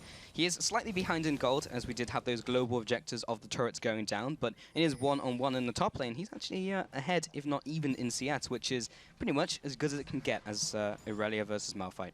Sunfire Cape has been picked up on Malphite as expected. Triforce already on the way from Morsu, and that matchup, there's not going to be a whole lot to write home about without jungle pressure there. That's, as we said, it's pretty much a farm lane, and that is how it will stay until Morsu reaches a point where he can just go to another lane and split push for the next 20 minutes. But it might not just be junglers that can have their effect on the top lane, because Xpeke has roamed up, does have his ultimate available as well. If Morsu gets baited in here by Soaz, this could be a quick kill between the 2 ults. Okay, trying to keep himself out of fog of war currently. I feel like Morsu may have caught him on one of the minions' vision, because he was just a little spooked there. So Xpeke has read that and will just head to his blue buff instead and trying to waste all of his time. We will be clearing away the blue buff, heading over the wall in one fell swoop, but that has opened up the dragon for Lowland Lions. Yeah, the pings went down on the top side of the map, so they knew it was one of the Origin players. It could either have been Amazing or Xpeke, so with that kind of overlap of a man, There is a ward in this. They're teleporting in, but the dragon has already gone down. Wow, he goes for it, and he'll be trying to get an engage here. He moves onto Kyrie. Here comes the claw over the wall. Kyrie goes down, but will the rest of the team be able to get away? It's damage control right now as Hybrid also dies. That's the double kill coming in for Niels at 2-0, but the dragon going over to Lowland Lions. It does, but what can Origin do from this? Morsu's pushing top lane at the same time. This is kind of like that split push that Aurelia is just going to be able to do for the rest of the game, and the teleport still in advantage for Lowland Lions. This will even up a little bit of the global goal difference. They also got the dragon, as you said. So overall, Lowland Lions, that was really good. They'll be okay with that trade. They still gave a couple of kills over to Origin. It just depends on what Origin's next move is. If Origin can prevent Morsu from split pushing and getting more damage done until the next dragon is up, and they can take maybe the top outer tower as well, Origin will still come out ahead. Yeah, it really depends where the fights are, because while they won that, there was nothing to take. They've already taken mid, they've already taken bot, so they just settled with a little bit more vision around the area. They actually didn't go too far into the Lions jungle and place down aggressive wars. There's only one there at Gromp, I can just see. So yeah, it depends where they take the fights. And I really like this power play here out of Origin. They've spotted Corki in the bottom lane. They'll even spot Morsu now on a ward that's in the jungle. It's only Kyrie that's in the top lane, and Origin have put their bottom lane up here with Soaz. It's a very fast tower, and this is the problem that I was talking about, is Lowland Lions would have taken that last fight, but Origin have reacted well. They had the advantage. They've translated that gold advantage now into item advantage, and now they're going to start pushing lanes. Yeah, they're sitting on the Infinity Edge for Neil, so he's started to hit spikes, and on the opposing side, Facility, he's a fair ways off his Trinity Force, but Origin keep up the assault on top lane. They do, and they can do this for now while they've got minions. Kyrie now taking damage, but Origin just need to reset for the minion wave to join, because Corki is still in this bottom lane, and they know Hybrid has only just recalled, so they may be able to pressure the inhibitor. Malphite's coming around the backside of this top tower. His ultimate is just about to come up as well, so Origin can actually take this fight. All 5 members here for them are in the top side of the map. Lowland Lions have to be very, very careful. So they take the top turret, the top inner turret here from Origin, and that will be Lowland Lions continuing the push in bottom lane with Facility. Can they maintain the vision over Origin and try and disrupt the recalls? They're not even interested in doing so. However, Morsu over the wall with Hybrid, looking for the hook, doesn't land it onto Amazing this time around. Facility still has a little bit until the bot lane arrives. Doubt he can take the turret, but he can at least damage it a little. There's a lot of damage going down onto it, but Facility has to start hightailing it out. Niels is going to show up. The wave will... He'll be leaving. Not be cleared by the Q, but Niels does clear it out. But I want to talk about how smart that play was out of Origin. They knew that Morsu had teleport advantage, so with Corki the other side of the map, they just make sure that Morsu has to be with the team. And now they're just waiting out the cooldown on Soaz teleport before the next dragon coming up. Origin are in a great spot here. Lowland Lions are still okay. They just need to get these last couple of objectives, this last outer tower down. But Malphite's waiting over the wall. Amazing has his ultimate as well. There is a lot still here teamfight-wise for Origin. Lowland Lions are stepping forward. Amazing. Looking for it. Not quite in range for him to knock someone back into the team. Again, Soaz was not quite in range for the Unstoppable Force, but... yeah, so far, Origin haven't really fallen behind Lowland Lions, but it is also the engage onto Koski, trying to get this pick in. That's a big ultimate from Kyrie, landing onto 4. That's the first kill. In fact, not going down. It will be Kyrie instead. Everyone's getting locked up by Lowland Lions. A prolonged fight is going the way of Origin. Morsu is now arrived into the fight. He's looking for the Transcendent Blades onto Xpeke. He goes onto Mifu for his second. There's the double. A 2 for 3 overall in favor of Origin. Maybe they can pick up a little more as Fidelity turns around. Blast Soaz with the phosphorus bomb. Koski with the damage going down to him with the smoke screen coming in for a little more as well. There's the Arcano Pulse, does tag Soaz on the backside, and that was a 3 for 2 overall for Origin. So they come out ahead in terms of the fight, and they maintain their gold advantage over Lowland Lions. They come out ahead. Origin looked like they kind of forced that fight just a little bit, and something that they'll be comfortable with is certainly 91% of the fan vote here, but that was a little bit of a forced fight by Origin. They knew that they could get the explosive cask down on to Kozku, and it was a good start for the fight. However, I don't think they were kind of anticipating Kyrie's ultimate in response. And that really was nearly a fight changer here for Lowland Lions. And in some respects it was, because it allowed them to pick up a couple of kills there. They have to respect the Sejuani. That is something that they cannot overlook. However, the fight did go in their control at the end of it, and Niels, if he'd had a little bit more mana, could have cleaned that fight up. Yeah, so while Lowland Lions were able to pick up those early kills in the early game, they haven't really built up a lot advances in terms of gold because the lanes were always behind in terms of CS, and they picked up the turret stat being from Origin. So they are still ahead in this game, which is different from yesterday. Lowland Lions controlled it all the way through. So they still have the tools available from them, but Origin definitely keeping it together in this one. And as they gear up for the Dragon, and see what items they've decided to start picking up, and Morsu has picked up a fairly large power spike in the form of his Trinity Force, and is heading towards the Blade of Ruin King as well. So not actually opting towards the Zephyr that we've seen so much in EU. And this is really interesting. This is what you do on a Jax, which it's for split pushing. It means you can duel a lot better. Zephyr's kind of the item that normally people would pick up. Peke. He's moving on to Peke. Wow, he goes down. Peke doesn't even use his ultimate. He dies too quickly. And amazing with a big ultimate, but he might be able to get away. Here comes the right of the Arcane. There's two right onto Gragas. He also goes down. A 2 for 0. And Lowland Lions again getting these picks. Right as Dragon is coming up as well. This is a great turnaround here for Lowland Lions. Well worked as well. Morsu, as you said, has reached that power spike with that Bilgewater Cutlass now as well. A little bit unorthodox. It's more of kind of a, and I'm going to try and carry this game out on my own and replicate yesterday's scoreline from Morsu. But that's the second Dragon of the game now going over to Lowland Lions. And I mean, this game is certainly on here. Origin cannot sit back and rest. No, they cannot. Origin don't look lost in this game. It's honestly, they just get a little too cocky. They just go forward a little too far, and that gets punished by Lowland Lions. It's not been Lowland Lions making plays, it's been them capitalizing on the mistakes coming out from Origin. Very similar to yesterday. And yesterday, yes, they kind of underestimated Lowland Lions because they just kind of walked into hooks, walked into ganks. But this time around, they knew what they were coming into. They played against them yesterday. They knew how it was going to go, and yet still make these decisions as if they just expect to win in every scenario. It's a little bit weird, but at the same time, I don't want to say Origin aren't playing to win, because they are. They want as many wins as they can get, but there certainly does feel like a sense of we've secured our playoff spot already. About some of the decision making, it's not quite as cut and dry as crisp, for sure. as the Origin at the start of the season, where they were battling for wins. But I mean, you contrast that to Lowland Lions. A win here secures them the second seed, and second seed, whoever takes third seed from the end of it, it would be Gamers 2 actually. Second seed gets the decision of sides for games 1, 3, and 5. And that's a really, really big thing here going into the, or 1 and 3, going into those best of 3s. Yeah, and Lowland Lions really can influence that if they do pick up another win here. And still, Origin, we keep saying this, but they are still ahead in terms of gold, even if very slightly. Doesn't mean a whole lot until they open it up a little more.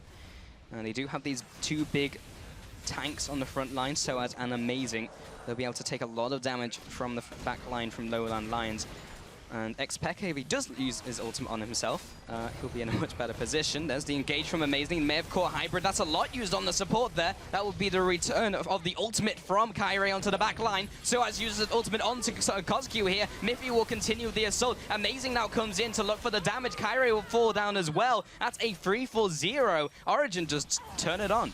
Yeah, they had all their ultimates available, and again, they just use them in synergy and make sure they pick up somebody from Lowland Lions, and then somebody's certain to fall as a quick second. And Origin, from here, they got two lanes pushing in towards them, top and bottom, so they kind of have to deal with that. And Morsu and Vitality are comfortable enough with holding this middle lane for now, so Origin just need to clear out the top and bottom and reset themselves potentially for another fight. No Dragon for a good few minutes yet, so it's all on the tower pushing here from Origin, and they have to stop Morsu from getting into split push mode. Yeah, they have a fair bit of wave clear though, so as the Rock of Containment in top lane. Xpeke with the huge amount of wave clear from Glacial Path and the Ice Shard mid lane. Bit of an engage here. And Vitality takes some hits, so as comes in with the cheese wheel and does some damage in return. So they try to harass that turret down. It goes around to 20% remaining. We'll see if they decide to keep it up. Dragon is not going to spawn for a little while. Hybrid does not land his hook. And some players have gone back to base, picked up a couple more items here. Corki is now sitting on his Trinity Force, has not decided to go for the tier 2 just yet. Has the makings of even a Last Whisper if he wants to go for it. Depends what he decides to go for next, but everyone has gone for their trinkets. Interestingly, SOAS has not gone for the upgraded vision totem. It's actually gone for the sweeping lens instead. That's something that, you know, some top laners are bringing in. It depends on who you talk to. Again, like junglers with their jungle picks. There's a lot of variety right now.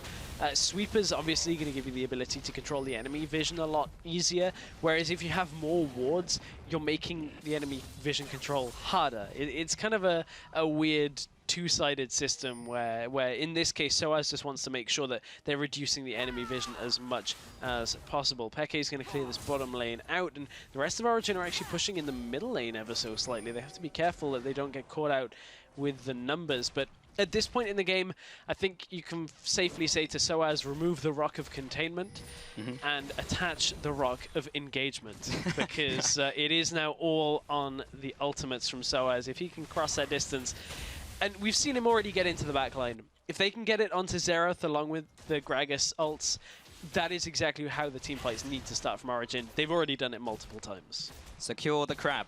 That is Neil's current mission. He's been taken over from Amazing, who was doing it early game. 1 minute remaining now onto the Dragon. We could see a clash between these two teams. Lowland Lions have all of them so far. Ooh. Be nice if Origin could pick one up, or even find a pick before that Dragon goes down. That would definitely secure it for them. But they are trying to keep up the aggression and are putting up the vision around the area. Origin, if they were choosing to fight this, would need to pop somebody before Morsu can teleport in, because the teleport advantage is in favor of Lowland Lions. So they always will have Morsu as this split-pushing threat, and you can see that SOAS now has been forced over to the top lane. As soon as he shows, actually, if Lowland Lions can get a good ultimate here from Sejuani, it might be a good enough position for Morsu to look to teleport in if they really want. They know that SOAS is top lane, and they did see Graves in the bottom lane. This would potentially be a slight hesitation or a missed opportunity, but they're more focused on the wards here for Lowland Lions and Origin. Yep, sooner or later there's going to be an Aurelia teleporting on one of those, so have to be a little careful with that one from Amazing. But 79 currently, still 4.5k advantage, has not shifted too much over the last couple minutes. 2 towers advantage to Origin as well. And now with the Dragon spawning in 10 seconds, that's where all of the eyes from both of the teams will be looking towards. The middle wave is cleared out as well, so this is not going to be pushing. Neither will top lanes, kind of just petering out into a stalemate. This Dragon will be started by Origin though. And this is a little scary because a good Sejuani ultimate from the side could open this one up for them. There it is. Only lands on Amazing. He'll go for it. Doesn't manage to get the steal. This is the Dragon going over to Origin. They will go for the fight. Kyrie taking some damage. SOAS and Peke in the back line. They manage to take down Cosq, but will be at the cost of their own lives. Kyrie also goes down. There's the double kill. Visibility has to jump away. SOAS will follow with the cheese wheel and the auto attack for the kill. That's another kill onto support of Hybrid. Morsu was the only one remaining. He was not able to get into the team fight in time. 4 for 0. Dragon goes over to Origin, and they're looking towards Baron. It was a good ult from Kyrie to start that fight off, but the key factor from Origin was SOAS put himself in between Sejuani and the rest of the team. The only player from Lowland Lions that managed to get to the back line of Origin was Morsu as intended, but he couldn't deal the damage fast enough and he had to peel away. Good ult out of Kyrie to try and get into the fight, but SOAS and the X-Peke get straight into the backline and just completely annihilate both Visility and Cosq. Morsu's going to get himself a turret here, but it is a consolation prize as the Baron and the Dragon both went over to Origin, and that really puts Lowland Lions in a tough spot here because now there's no way that Morsu's going to be able to split push for the next few minutes if somebody goes and sits in that lane and gives that Baron buff over to the minions in front of Morsu. Yeah, really well played from Origin over the last couple minutes here. Really just playing the objective game. As you mentioned, taking the Dragon and the Baron, have decided to pick up some of more of their items now. Got the Zhonya's Hourglass completed on X-Peke. Niels as well on his way to his 3rd item, whereas in the jungle, Amazing just picked up 2 Ruby Crystals.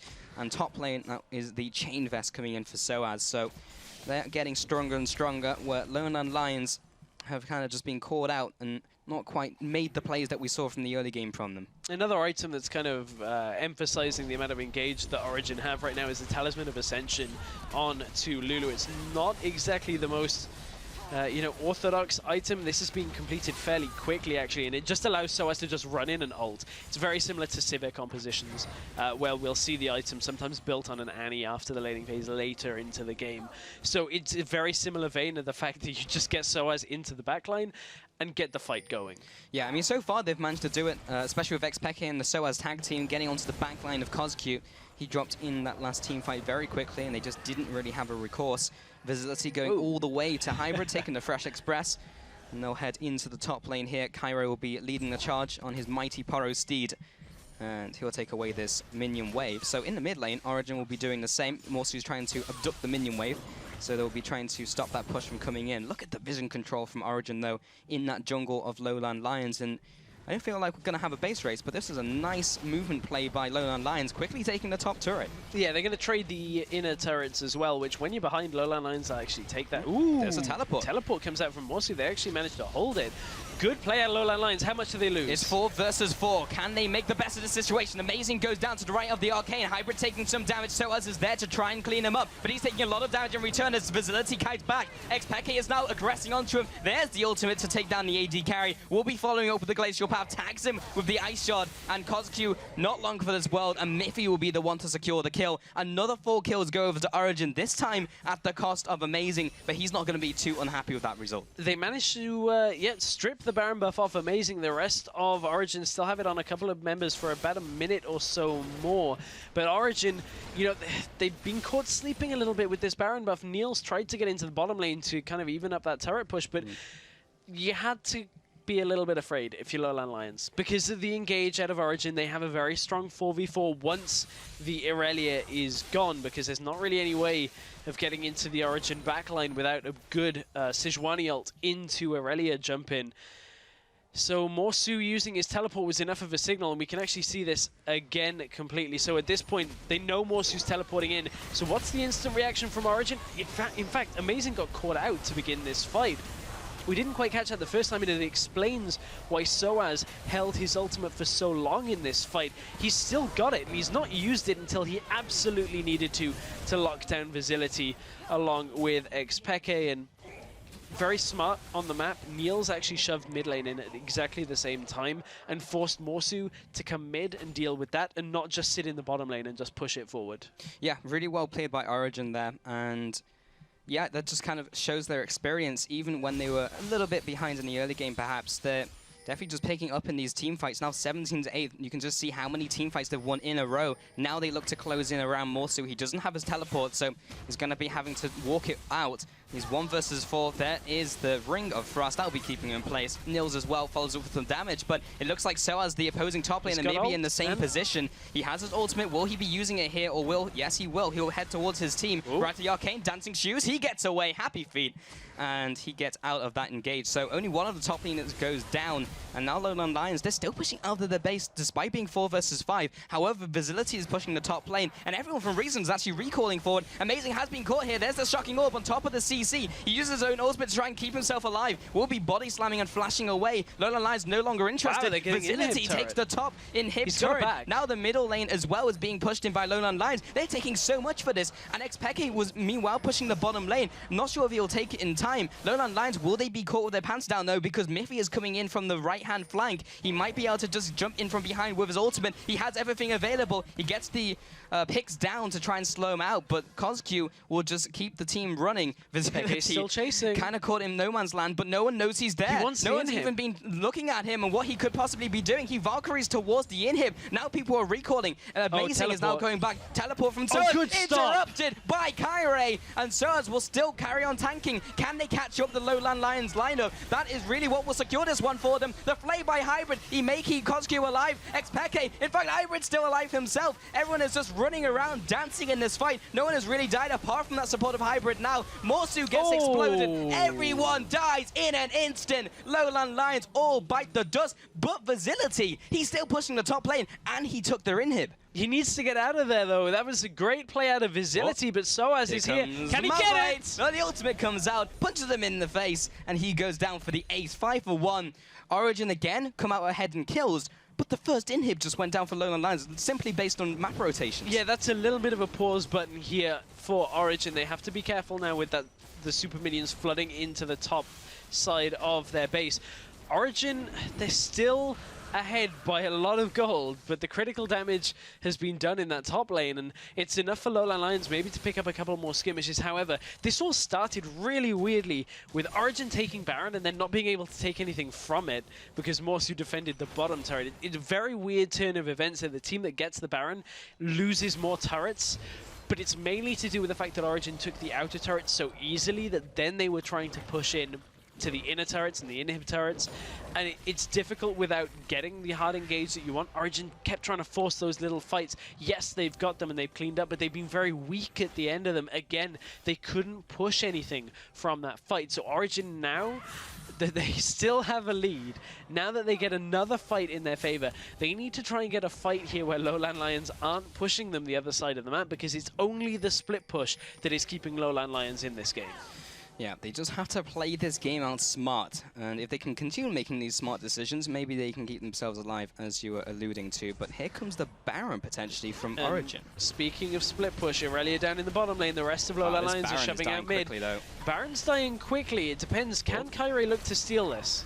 He's knocked back by Amazing there. He does get the smoke screen as well. That will not be the smite coming down by Kyrie. He may be also picked up as they get all the CC down. Collateral damage over the wall by Niels. How much of their base going to suffer, though? Visibility is pushing, so is Morsu. They should be able to pick up this turret. Can they take the mid turret as well? Or will they just be caught on the back foot? 32 minutes into the game, the death time is going to be fairly long. They Middle have turret no goes down. turrets. Bottom tower goes down as well. Was that Baron even worth it for Origin? Because Soaz will keep up the chase, but no one's really behind him, and he doesn't have a whole lot of CC to keep them in place. He has a flash, and he has a slight slowdown, but that's kind of all it... The Lantern? He has Lantern. That will be saving Morsu. The Shocking Orb also landed onto Malphite.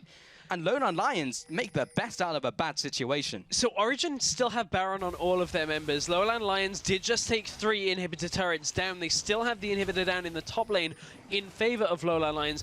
And they are scratching and clawing their way to second place here. They're still so far behind on gold behind Origin, but those turrets going down is going to pick that up a little bit. The gold is going to be less advantageous for Origin, but look at Morsu. He's going into the base. He wants the inhibs. He has enough damage on his own to do it, even without the armor reduction.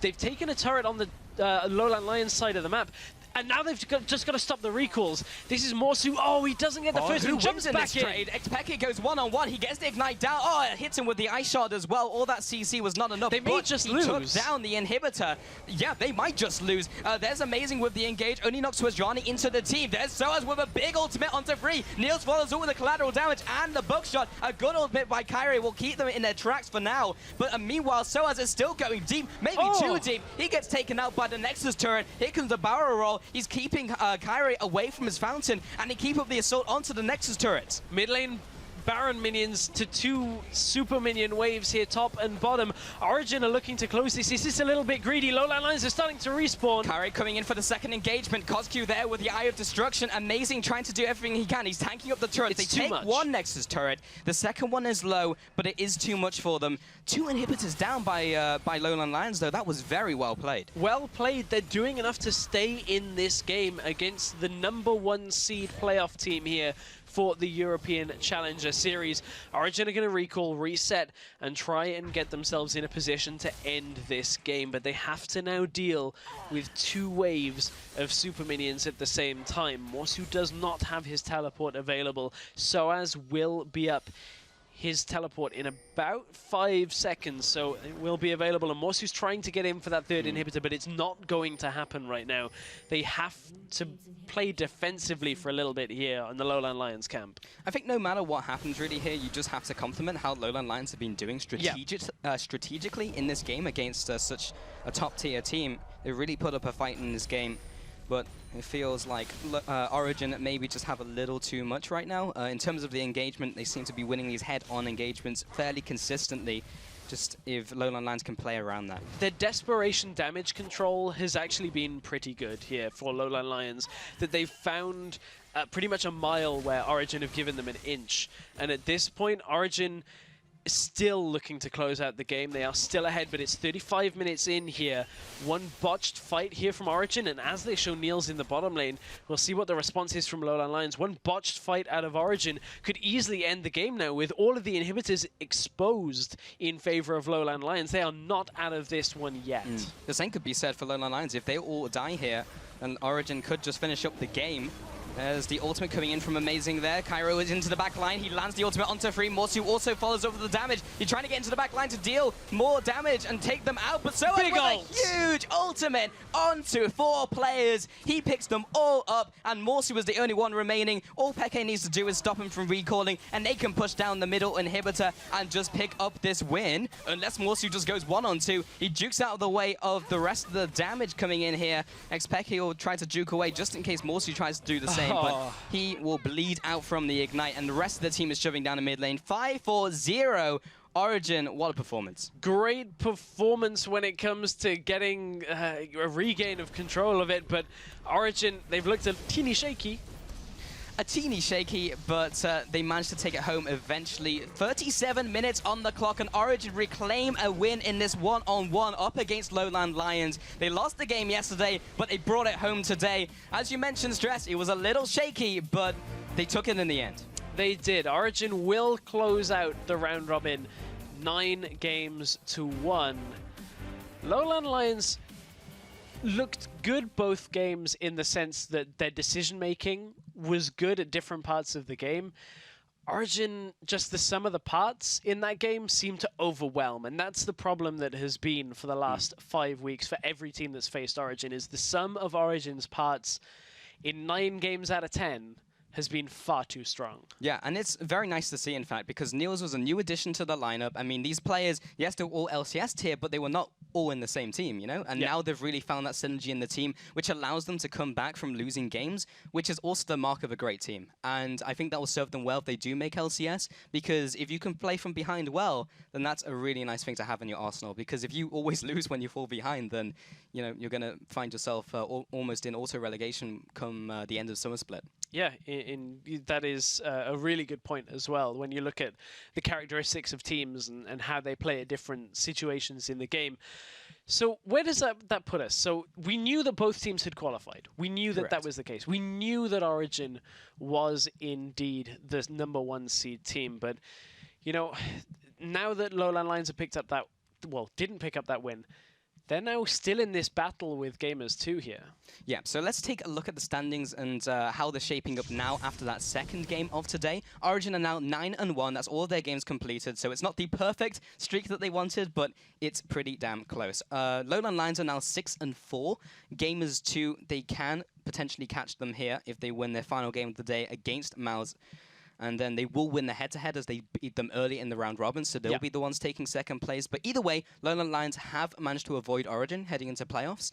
And with that game as well, it also means that tiebreakers are not a thing. Yes, so. Indeed. Tiebreakers are not a thing. But the battle is still on for second and third. It's all on Gamers 2 now. Yep. That is, Lowland Lions can only sit back and put their faith in Mouse.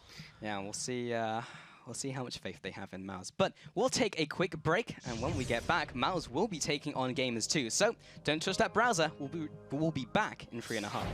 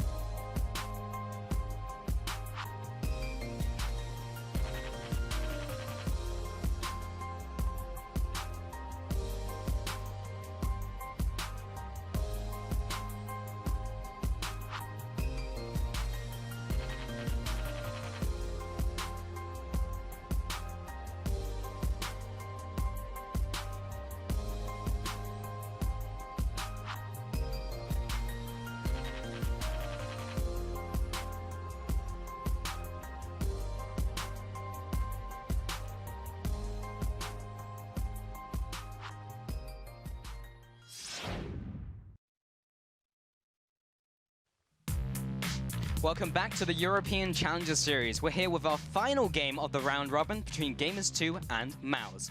Just before we get to Game 3, make sure you check out Glycerol's awesome piece on champions coming back into the meta. The second half is all about SmittyJ's split pushing Fizz, which we saw last week, which sunk DiggyU's chances and may open the floodgates for more innovative picks. And I'm really hoping for a top lane Northus or a mid lane AP Assassin Leona. That'd be great. But you can find it under the article tab with the title Rising from the Dead. Hey, just because you got a shout out on LCS about your Nautilus. Wasn't even top, dude. No, I know, it's support. That's not even the same. Yeah. It's not so good. Sad times. But let's get back on track with MOUZ versus Gamers2. With Lowland Lions lost earlier, Gamers2 now only need to win this game to draw level with Lowland Lions. And because Gamers2 own a head-to-head with Lowland Lions, it means they would then take the second place seed going into playoffs. For MOUZ, they're done. They're out of the Challenger Series and will have to re-qualify regardless of what they do now. And I was never, going on to the opposing team, I was never really sold on the general consensus from Challenger teams that Gamers2, formerly Nuvo, were a second-place team. But they've really developed through the round robin. They've looked really good from week to week to week, and the consistently better performances have just turned my opinion around. So I was kind of in the camp that assumed that they'd be around that second, third spot. The problem that they've always had and still have to this day, though, is that if Gamers2 don't get Gilius ahead, they have quite a lot of issues in the game, and they still haven't fixed that as a team. And that's something that I would have liked to have seen grow, like we've seen other teams like Team Dignitas grow over the season. I don't really feel the same way about Gamers2. They've still got a lot of presence, they've still got a lot of potential, but I really need to see them fix that between now and the playoffs. Yeah, absolutely. That is one of their big problems. However, let's break down the rosters. So, on MOUZ, it is Zazas in the top lane, Robin the 4th in the jungle, Soz Purefect, Cedrian, and Mountain finishing out that roster. And over on the other side, it's Gamers2 with SmittyJ in the top lane, Gilius in the jungle, Ica in the mid lane, with Jeebus and Hiva in the bottom lane. Yes, sir. And before we get to the game, we need to note that Gamers2 played with a sub yesterday and lost their bans due to Jeebus not being able to play. So just some clarity before we get into this. Yeah, exactly. And honestly, this game was pretty crazy when it comes to the team compositions. And as we get into the highlight clips, you'll see exactly what we mean. Yeah. Crazy is one way to put it, Stress. Teemo and Gangplank is another way to put it. It is. That's exactly what we had. And said Gangplank will somehow pick up a first blood onto SmittyJ and that Rumble. Never thought you'd say that one, but at the same time, Varus down in the bottom lane, shot to the heart, and it's too late for Hiva. That's a heartbreaker. But, you know, I never thought I'd say this either, and it's Gangplank and Varus ult synergy, which they layer perfectly here to pick up a couple kills, while the Swift Scout makes his rounds and gets his first assist. It was a very bloodthirsty game, though, as you can see already over that 30 kill mark in 38 minutes. And, you know, 38 minutes in, MOUZ pick up this kill, or these series of kills. They've had a good lead from the bottom lane, just in general for this entire game. They pick up the fight, they pick up the inhibitor, and they're looking in a very strong situation to pick up their first win.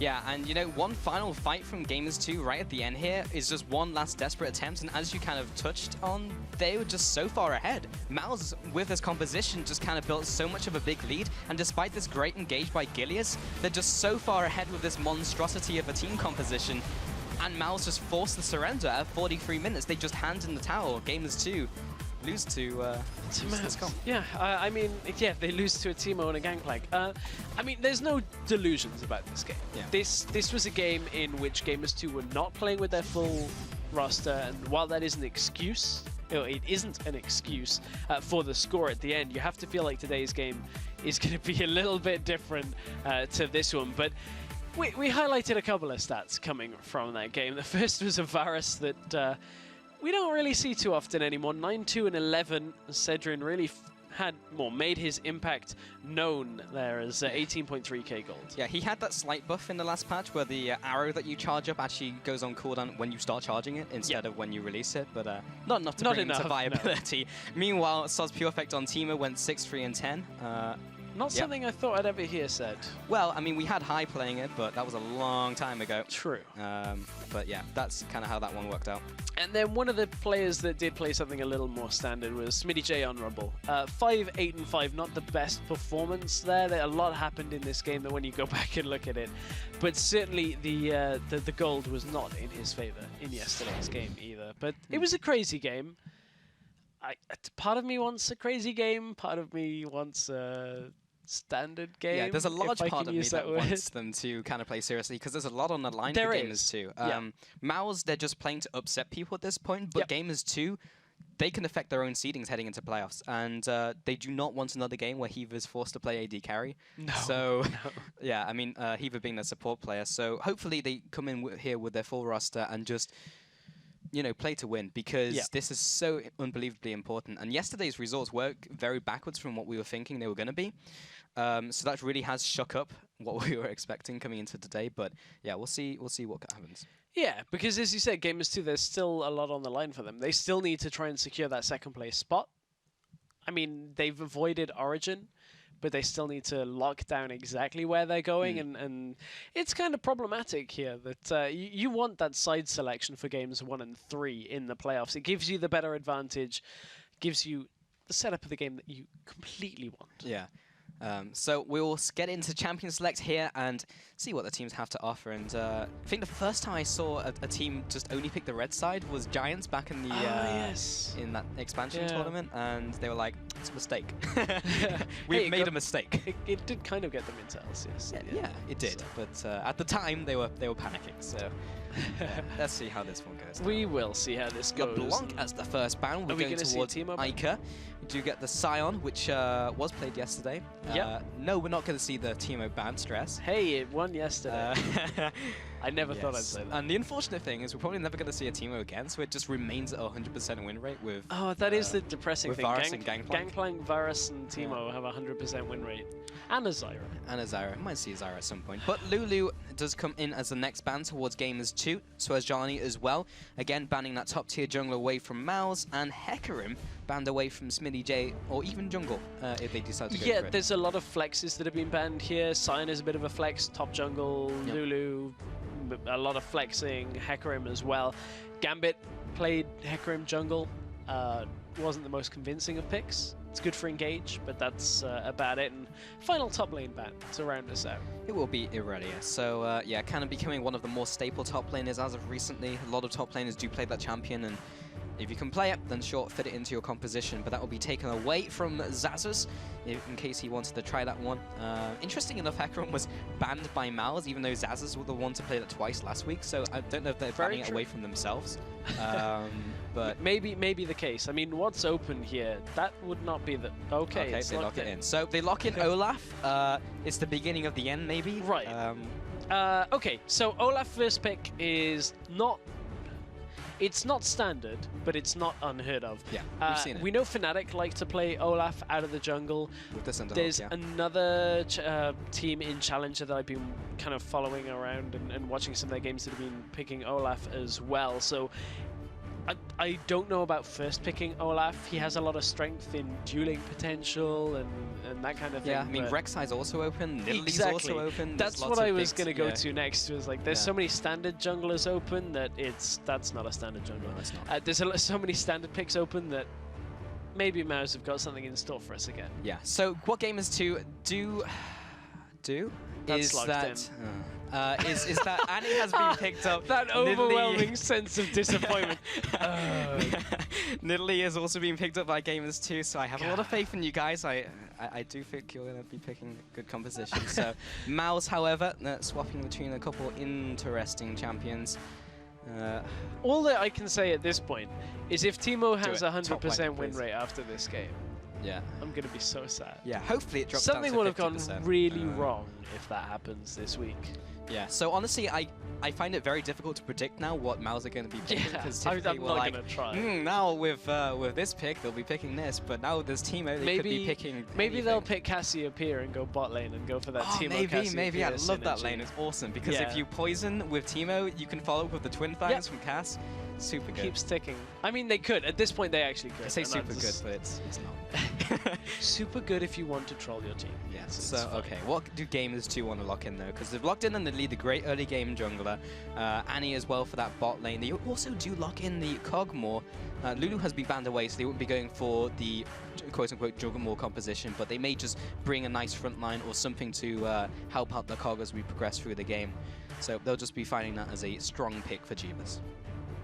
Yep, something we've seen Jeebus on Kog'Maw as well. We have. We've seen it time and time again. And G2 right now, they're going pretty much down the standard route, as opposed to Mouse's not standard at all route. And at this point, I'd love to kind of think of what kind of composition are both teams building towards right now. G2 right now, between Nidalee and Cog, they're going to have a lot of sieging potential, just from throwing a lot of projectiles out. That's going to work quite well for them. Mouse, I don't know what they're doing. They're looking not to win. And actually, okay, this is really interesting, and this is something that I've kind of been hearing a little bit from some mid laners, is that Cogmore is really strong mid right now. Is Wormhole back? It wormed back. I mean, we saw Power of Evil try it in the European LCS. Did. Actually won. However, Luden's Echo apparently, if I'm remembering rightly, is very strong on Cogmore. It just means that you can get so much damage out in a small area around a team fight that if you're protected, you can get out so much damage. And I guess we're going to see that here. It's likely to be Cogmore in the mid lane. Yeah, that would be very cool to see. Yeah, Cogmore hasn't been seen all the time, as you mentioned, has seen some play in the LCS, of course, by Power of Evil, but that Luden's Echo would kind of work. I mean, he does spam a lot with the ultimates. You're going to get those charges up very quickly. It's not the fastest book in the world, but you know, he'll be able to get those charges up fairly quickly. So we'll see how this works against them. It is, of course, more of a siege comp, especially with the Nidalee that they're looking for here now. And that will be the two final lock-ins from Mouse. So it is Varus again. Once again, we do see that pick coming out. And the Zac as well, which has seen some play in jungle specifically. Yeah. Olaf and Zac, one of them is going top, one of them is going jungle. That's going to be an interesting one to see which exactly goes where. And you can see Gamers 2 having a moment to figure that one out as well, because they're not too sure where that's going either. But Mouse are just doing things. They've got a Teemo, they've got an Olaf. They do. They do have that. I wish I could bring some analysis onto that team comp, but it sadly isn't there. What they do somewhat have is good engage with Zac, but I'm stretching on that one. So is Zac. So on Gamers 2, they are looking for their final pick. Somehow don't. Well, it could be Gunnar, but we're not going to see that one.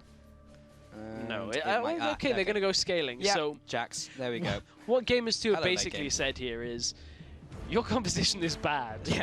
We're just going to have a comp that if we get ahead, we'll win anyway on it. So we're going to let you do your thing, and then we're just going to win. So unless this Mouse composition, I don't even want to go here, but unless this Mouse composition actually gets somehow a 20-minute win, it's done. That's game. Done. Well, yes, if they win the game, it's done. Yes. Okay, this comp is really just annoying my brain right now, because basically they're not good. Yeah, it's not really a composition. It's not a comp. But what we can talk about is Gamers 2's composition, which is all about that siege. They do have some engage of the Annie and also the Kalista. So they have the Kalista coming in here. They also have the Jax as well for the split pushing pressure. And if Mouse, if any one of those horrible picks doesn't manage to get to the stage where they can duel Jax, then that's going to become a serious problem for them. And it's unlikely that anyone does, unless, you know, Olaf the Berserker somehow. Who's going to duel Jax? Teemo has a blind. It's going to work for about 2 seconds, and then Jax is going to murder you. I mean, like, you better have for now. You better have like full AP Teemo sat on like 4 mushrooms, and you lead him through them. Yeah, he's like counter striking. You just place a shroom on top of him. It's like, get out traded. Yeah, exactly. That's what has to happen. Yeah. So Teemo has to be so far ahead, and he has to be like fairly tanky as well. He can't just build glass cannon. You're talking 6 items to 1 item. Yeah, like exactly. That's how this has to go. Yeah. I was watching a video where 6 item Xinjiao was playing against a level 1. Six item level 1 Xinjiao was playing against level 18 with no items Xinjiao. Right. And the level 1 won because it was just more stats. But if you think about it, you gain around 600 gold worth of stats per level as a champion in terms of stats compared to the gold that you actually accumulate. And it was really funny because they had to just kill wards for like hours to get level 18 because and get the gold rather, because otherwise if they killed minions then they would level up. So they had to just keep killing wards. So I guess now we've learned that if a competitive game ever devolves to killing wards for 3 hours, and then Xinjiao's at level 1 with 6 item build. And that's as stupid as the Teemo versus Jax matchup. I mean, I can't argue with you on that one. Yeah. So we'll see what they manage to do here. It's going to be a difficult game for sure for Mouse with this composition. Yes, they did win yesterday, but they picked up the early advantages from the disorientated bottom lane because of the sub, and Heaver just wasn't able to get ahead in lane. You even saw in the highlight clip that he was just picking up kills with the Varus over and over and over again. So we'll see. We'll see if the game changes in this one, which I expect to be the answer to be yes. Well, something that won't change quite yet is that we're actually waiting on Mouse for to get into the game. The two players having latency issues, which may explain the team pick. I don't think that counts as lag. Lag. I picked Teemo by mistake twice. Like, there's lag here before it gets to the arm. Exactly. They would have clicked it first, though. You know. Maybe. Yeah. Okay. That's There's some latency somewhere. So Teemo against Cogmore.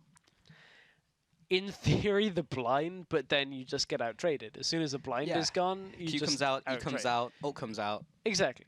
Yeah. Yeah, and he'll get outranged as well from the auto attack, so he won't even get in range to blind. Yep. So. And then when W gets really strong from Cogmore, he just kills him from the distance. Yeah.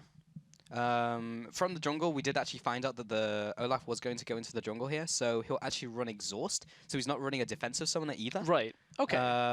So, I mean, it's weird to say that the Olaf jungle is probably one of the most standard things in this game, which we have seen Fnatic run. It has a fair amount of damage early. It's going up against Gilius on Nillion. We spoke about it in the pregame. If Gilius gets ahead, Gamers 2 do well. And from there, this is the setup that Gilius should easily be able to get ahead to begin this game. And that should be enough for Gamers 2. If the composition from Mouse isn't enough of a plus in their favor, certainly the jungle matchup should be. Yeah, I mean, even in this composition, I kind of would have liked to see a Zac jungle, because at least it would have given them some ganks in the bottom lane and top lane. Like, even the mid lane, even though Teemo doesn't have CC, they still might have the damage if they CC Cogmore, because his main problem is getting in range of the Cogmore in the first place. With Olaf, they don't have an ability to actually get there. But either way, as always, when you see a cool play, tweet at LOL Esports using the hashtag #ChallengerBigPlays, and you could see your response on the show. And I feel like we may see some plays. I'm not sure if they're going to be big plays, but streams perhaps in the right places, perhaps. Maybe. They're yodel-sized plays. Yeah. Should tweet that as well, you know, yodel-sized players if Teemo goes big. Because he did yesterday, you know, like the ult synergy as well. Either way, we are going to get into game here and see how this one works out. Gamers 2, if they pick up this win here, would be very nice for them. It will, of course, put them equal to Lowland Lions, and as they won the head-to-head, it puts them ahead. So this win will be very nice for them to get. Meanwhile, Mouse, nothing really to play for other than upsetting Gamers 2 and their seeding. And as you mentioned before, the implication of getting that seed is very nice to have. Yes, it is indeed. As we already mentioned, it will give teams the ability to choose their side of the map for games 1 and 3. But speaking of the map, we are on to Summoner's Rift for our last round-robin game of the European Challenger Series. What do Mouse have for us? Can they get themselves a second win here? So Teemo duking out of the way of the spear. Can he make it the 100% win rate for Teemo? It is currently. Both of the wards have been placed down onto either side.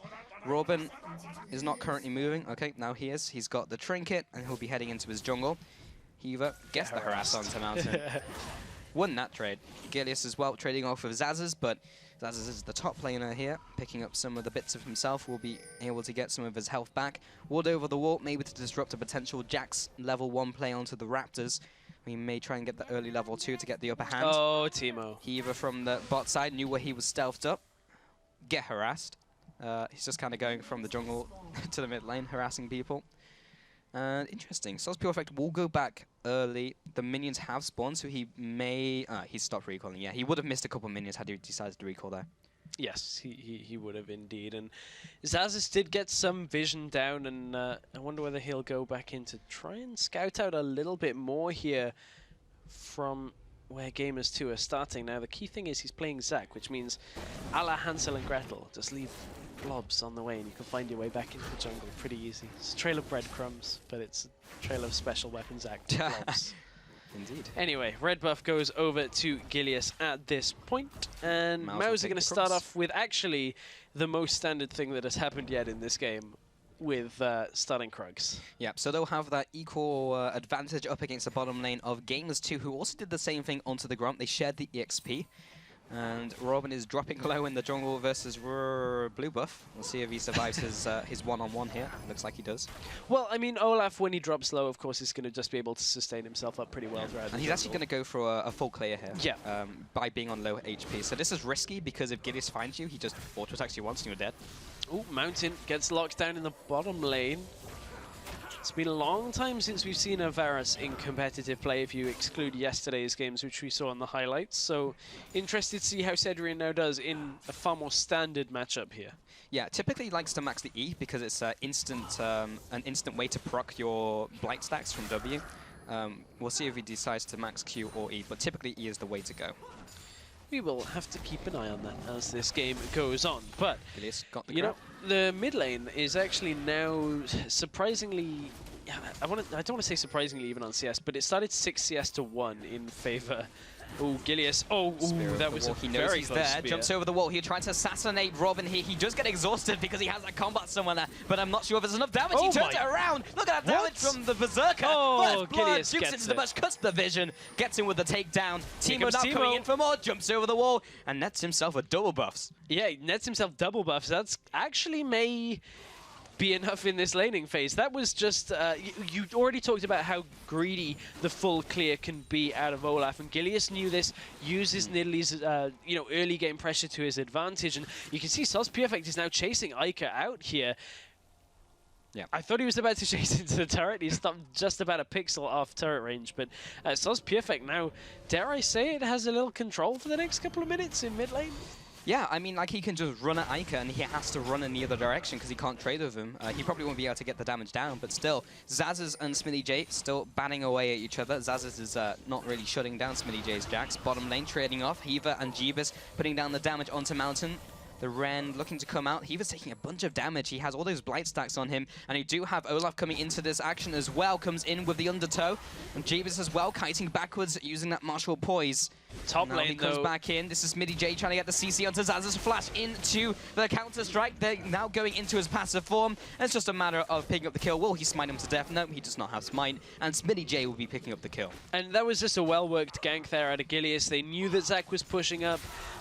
Got his flash early on, but bottom lane... Undertow again, lands onto Hiva. He turns around, tries to get some damage out. Jeeva's following through. We'll be getting the stacks onto Cedrian, but it's Hiva who's going to go down first. Blight stacks are following through. Tries to get the proc. He gets it. Double kill for the Varus Cedrian.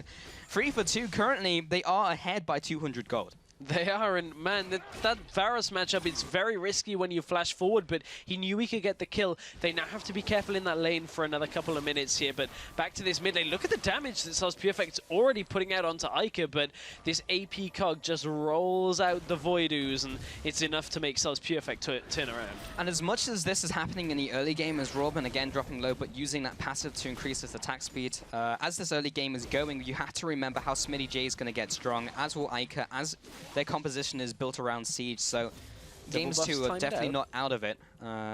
Double buffs have indeed timed out. Ica will be following through here. And Gilius is trying to get a gank up, but Teemo is so far back, so Perfect should be safe from this.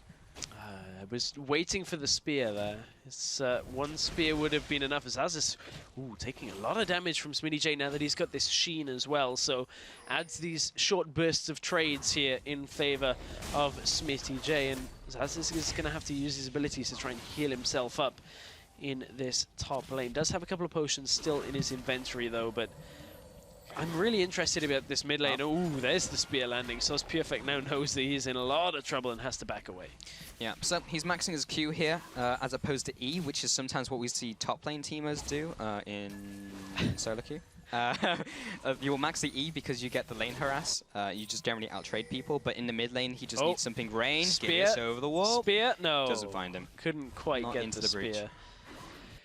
Ica, however, even though the double buffs came out on Teemo, all that did was allow Sos Perfect to hold this lane even for a couple of minutes longer than perhaps he should have, because Ica now ahead again on CS, and Sos Perfect is just getting harassed down again and again.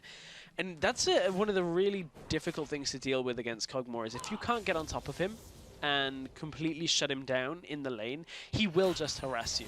Especially once you start building tier, which Kog'Maw has just picked up. You just have so much mana to just lay out your E's, your ultimates, and just completely bully your opponent out. Yeah, it's really just about surviving the early game from Gamers 2, letting Mouse do whatever they want to do, and just getting stronger, using their composition. And it just really is down to how Gamers 2 use their composition, because if they do it well, then it should win.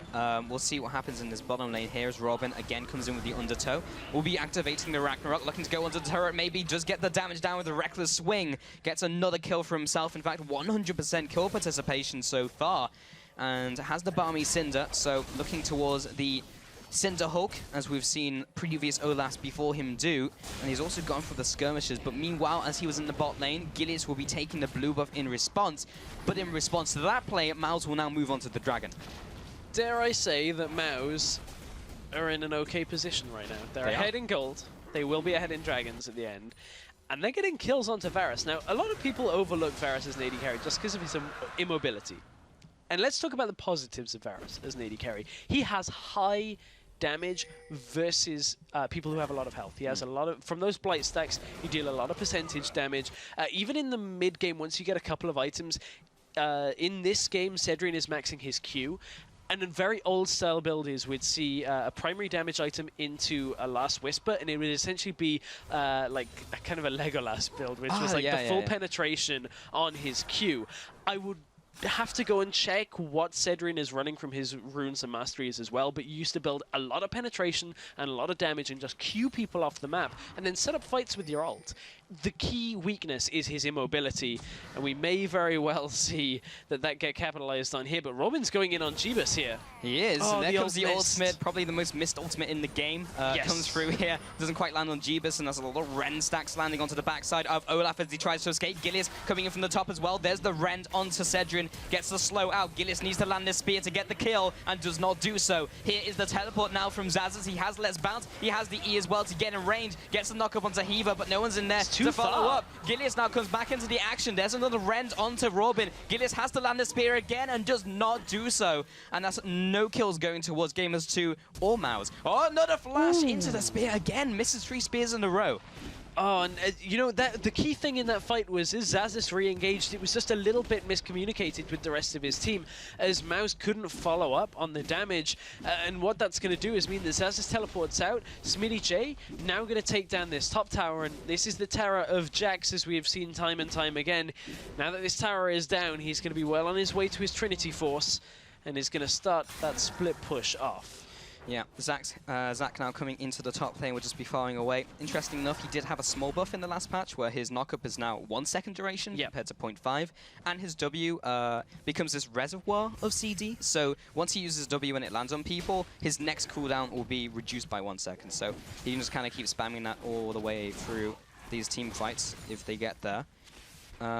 We've not really spoken too much about the Mouse composition as they don't really have one, but when we get to team fights, Zaz as an initiator, Robin getting to the backlines, and if Teemo somehow gets ahead, which he is currently, even though he's behind on farm, might not be horrible. Might not be horrible. I mean, Gamers 2 don't necessarily want to go for team fights because they have the siege composition. And they've got scaling. They just want to keep kiting back, and that's pretty much perfect against the likes of Teemo and Olaf, who have to just run at you. But not so good against Zazas, just in case he lands a perfect initiation. But as we've seen so far, Zazas on initiating top laners has honestly not really performed. So on the Hecarim, he was never able to get his teleport home guard in the right place, always knocked back. It was actually, last week we saw Fresh just knock him back continuously. So it's really down to if Zazas can actually perform on initiators, they might have a chance, but it will be down to him, really, and whether he's made that change. And that's a really good point, actually, about Zazas and initiating. Is, as you said, it has been lackluster. And the problem is he is their primary engage in this comp. Then the follow-up engage comes from Cedrian, and pretty much that's it. So if Cedrian's ult misses, if Zac misses and Cedrian misses with his ult, then they are about to get engaged on by Gamers2, and that is a problem that they really can't sit by. Oh, the spear has landed under the turret. Cedrian. Yeah, this has been read by Robin, who joins the fight, but not before his bot lane will start dying. Mouse will come in with the Monsoon, knocking Gamers2 back. Robin now underneath this turret. Cedrian is down. It's 4 versus 3, but team are closing in from the top side. Jeepus is low. It just takes one auto attack to take him down. There it is, the blinding shot. Robin now following with the damage. There's the undertow, and Teemo just standing there with the damage. There's 1, there's 2, there's 3, and the Shroom goes down to cut off the escape route. Heaver as well takes a couple of hits, and there's a laugh for good measure from Teemo. Shut up, Teemo. And that's 3 for 0, so, or 3 for 1 rather. Mouse do come out ahead in that trade, 7 and 3 currently. Yeah, Mouse come out ahead because Gamers2 going a little bit too ham under the turret there. Thought that they got the kill on Cedrian, which they did, but from there, the rest of Mouse just ended up dealing too much damage and ended up picking up Gamers2. And I mean, do we start entertaining the idea that Mouse maybe. You know, I mean, they're ahead. They are, but that by is the 300 gold and a 1 dragon. Yeah, but they are behind in towers. Yeah, it's not an overwhelming difference. This game is close. I feel like we have to fast forwards like 15 minutes into the future and really see where Gamers2 then stand. Because yes, if Mao's snowball their lead right now, yes, they can get into a good position, but Gamers2, it's about their composition here. Exactly. And whether they can execute it well. Gamers2 are going to outscale Mao's. There is no second thought about that. And that just means that Gamers2 have to not lose much now, so that they can just win later. That is the pretty much the be-all, end-all of this game. And you can see that Jeebus is ahead in this game when it comes to CS, but he is down 0-2 currently. And that's a Medjay onto Jana, who is currently actually in a good spot to pick up a Medjay. 105 is totally stunning fine. As you mean to go on. Indeed, he in the bot lane. Again, Robin just spending all of his time down here. Will be going in for the Ragnarok. Save. Great save with the Fate's Call onto Annie, who just launches herself backwards away from the fight. And now Teemo will be getting his blue buff coming in here. Will get him the cooldown reduction to place even more Shrooms on his side. He was able to place Shrooms in the mid lane as well to repel the incoming minion wave while he was roaming, so that also allows him a little bit of safety there. Gilius jumping over the wall has not been seen by a ward just yet. Here comes the flash initiate with the Tibbers onto Cedrian though. He'll be heading backwards and he'll be heading down, and he gets taken out. The immobility of Varus is just getting punished again and again here. Varus has never really had both of his summoners available past that first initial engage in the bot lane, so they've timed it so that he can either heal or flash and never do both. And they've just kept on top of him now. That's 2 deaths after the initial kills that he picked up, and it's one of the reasons why you don't pick Varus. Yep, simply put, that is one of the reasons indeed. Low mobility, but there's a lot of things going in that bush. One of them is a Teemo Shroom exploding on Gilius. Missed the other one. Yeah, they now move on to this Dragon. Gamers2 are in a good position to do so. Robin does have a smite, however, doesn't have his exhaust or Ragnarok. It will have to be an undertow steal. That was not a good smite from Gilius. In fact, he didn't smite at all. Yeah. Ica was the one to pick that up. So the good burst at the end from Gamers2 was enough, but there was a very strong chance that Robin's undertow could have taken it. Now, importantly, Gamers2, for their itemization, for their composition, they know that if they have Nidalee have too weak a dip in the mid-game, like she normally would be, or normally would do, it would kind of put them a little bit in a tricky spot, because they've got a Jax, they've got a Kog'Maw who's still waiting to scale a little bit. Callista also needs a little bit of time. They've actually opted for the Rod of Ages, rather than the tier build on Nidalee, which just gives Nidalee that tankier stats and a little bit sooner damage spike, or you know, curve back up into the game. I mean, they have the damage already on the team. Why do you have to just go all in? But we did see the fan vote going the way of Gamers2. I'll be inclined to agree. Mao's currently right now not doing great so far. I mean, of course, they have started off this game well, and they are 1-8 currently in the standings. They have picked up their first win against Gamers2. So, back onto the game, taking a look at the items now. Ica, as you mentioned in Champion Select, is opting towards Luden's Echo. Yep. That new item, and has done it after the tier, so similar to a Cassiopeia build. Yes, indeed, and one of the key factors on both of those champions actually is that you want to continue to move. You're always moving around in fights, whether it be forward, whether it be back, using your ultimate very often. You can see just how much damage Ica has with this. Forces the heal. Yeah, heal comes out from Soz Pure Effect, forces the flash as well. Ica's continued damage is very big, just off the back of that big Luden's Echo power spike. So it will allow him to try and snowball the early game here. It's a big gold investment. Yeah. It's not going to give you the same as like a death cap or like, you know, a full AP item build.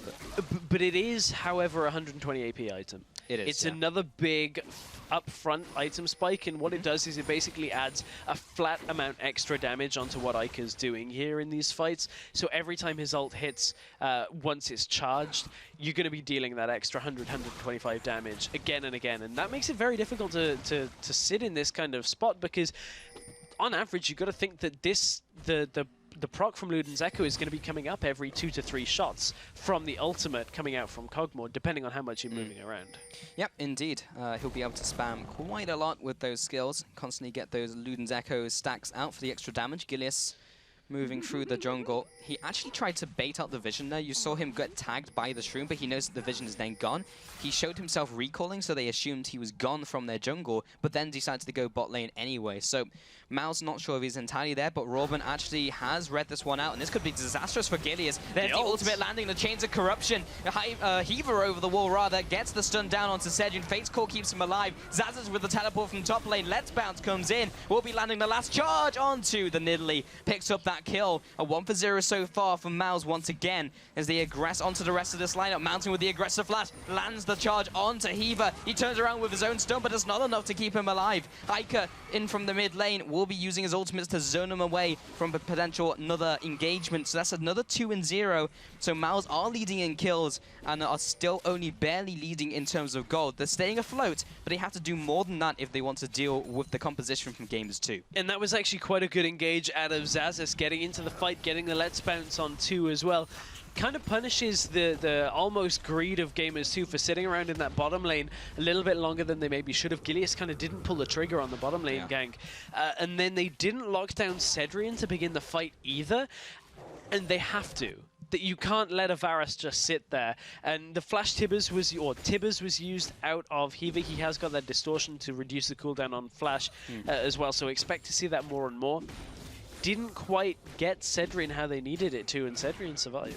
Zazas again using that elastic slingshot onto Smitty. Doesn't quite land it though. And this is kind of what we were talking about before though, you know, that Zazas, if he can land the initiate, great. That's where Maus are going to start picking up team fights and potential wins. But it's, yeah, whether he can change them. So far he's done it, but in the top lane, there comes the exhaust, the offensive summoner from the jungle. Soz Pure from the mid lane though. Gilius trying to land the damage, and down goes Smitty in that 3-man roam.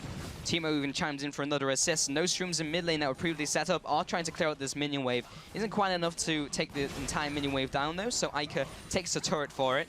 But it looks like Robin and Zazas might be able to do the same top. Zazas may very well have found a champion that he feels comfortable engaging on, because this is a lot better out of Zazas than we've seen all season long. You can see Ike just can clear that wave so quickly right now, and he's already put damage down. They don't have enough minions to clear this, but they've already done 2/3 of the health of the mid-inner turret, and that's only going to get faster and faster as this game goes on. But honestly, Maus still are ahead. Still Maus. I find myself bemused at how a Teemo and Comp is ahead, but they're ahead, and we'll see whether they can maybe look to extend their advantage. But the problem is the lights are going out for them. G2, Gilius specifically, they're going deeper and deeper into the Maus jungle, establishing vision, putting the wards up, denying the mushroom vision as well. And Jeebus just...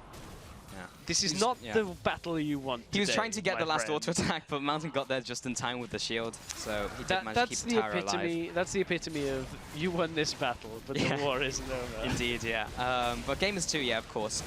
I'm really interested to see what happens mid-game, because that's really where they'll start accelerating, and Maus will have to change their game plan. They can't just go from lane to lane and expect to pick up kills anymore. They'll have to group up and maybe try and engage onto the very long-range composition of Gamers 2, so we'll see how this works out for them. Yes, indeed. And it's even more difficult when the Jax is ahead on CS as well. 177 to 123, and that's only going to get worse as Jax is going to split push. He was standing on a ward, so nothing too out of the ordinary from Maus's perspective in that bottom lane, but this dragon is dying very quickly. And again, that's not a smite going down by Gilius. That is a Callista, though. It is, so but it survived on 18 HP. And then the last auto attack came in, so Very again, true. the tornado almost picking it up. Couple close calls, but... Oh. What? Okay, now throws him in. There's the Tibbers onto 2, but Mountain is there as well into the bush, lands onto Robin. He'll be flashing That's away, not the leaving fight his you want. Annie out to dry.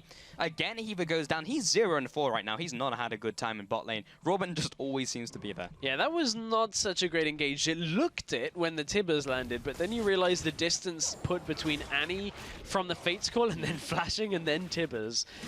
It was not exactly the best of engages. Yeah, he was saying to Jeebus, you have to toss me, because he wasn't quite in range, so he did toss him. And just don't tell the elf. Yeah, but it didn't work out. No, not indeed. But something that is working out is Smitty J. Oh, clear the pink. Good. Okay, I thought we were going to have a moment there. I thought we were going to have one of those moments where the camera pans over someone and I'm like, they're doing a good job, and then they leave a pink wall. I mean, usually it's when they're going from lane to lane, so they're looking at the other lane. This time he was going for the jungle, so he was more likely looking at his character that he's not going to get ganked. Something that's kind of interesting is that IK hasn't yet opted for his level 2 boots, considering Kog'Maw is normally a more immobile champion. He's not getting pressured out for that, and has actually just gone back and finished his Archangel Scepter tier 1 or boots. staff. He's at 671 right now when it comes to stacks on his Archangels. As well. The Sorcerer's Pot, here's here's the interesting point about the synergy between Sorcerer's Elixir of Sorcery and Luden's Echo. Remember that Elixir of Sorcery gives you 25 bonus true damage when you hit an enemy with a spell once every 5 seconds. Now Luden's Echo as well gives you the extra damage, so it's like almost on hit. You get this big 125 minimum damage down onto your enemy, and it shreds through them. Something that I spoke to Power of Evil a lot about Cassiopeia. Yep, and he's doing the same thing on Kog'Maw, and he can do that from even longer range using those living artilleries, so we'll see how this works out for him, but it's definitely his mid-game play. He's even popped it, so they're gearing up for something, definitely trying to turn on the gas, turn up the pressure. Jeebus taking away the bottom lane farm, and now with that pre-established vision control, they're trying to do the same now. Now they'll start sieging these turrets. They'll also use Smitty J as his split pushing pressure. Mouse right now don't have a lot of wave clear either. They're relying on fully charged Qs from Varus, Undertow from Olaf, which you can only throw out and then not collect because it goes right into the enemy team, and Janna Tornadoes against a Luden's Echo Kog'Maw who can do it on his own, and a Hurricane Callista who can do it on her own. So there's going to be a lot of pushing potential coming out of Gamers 2 in the next few minutes. Teemo there, utilizing his character as a mobile ward. Even the pink ward, in fact, because he had the ability to see that ward there by Gamers 2. It's going to be first pick now. Now that you've said that, everybody's seen the light. I know. He has that twin use, as not only with the global taunt, but also as a mobile ward. Ica in the mid lane, clearing away these minions.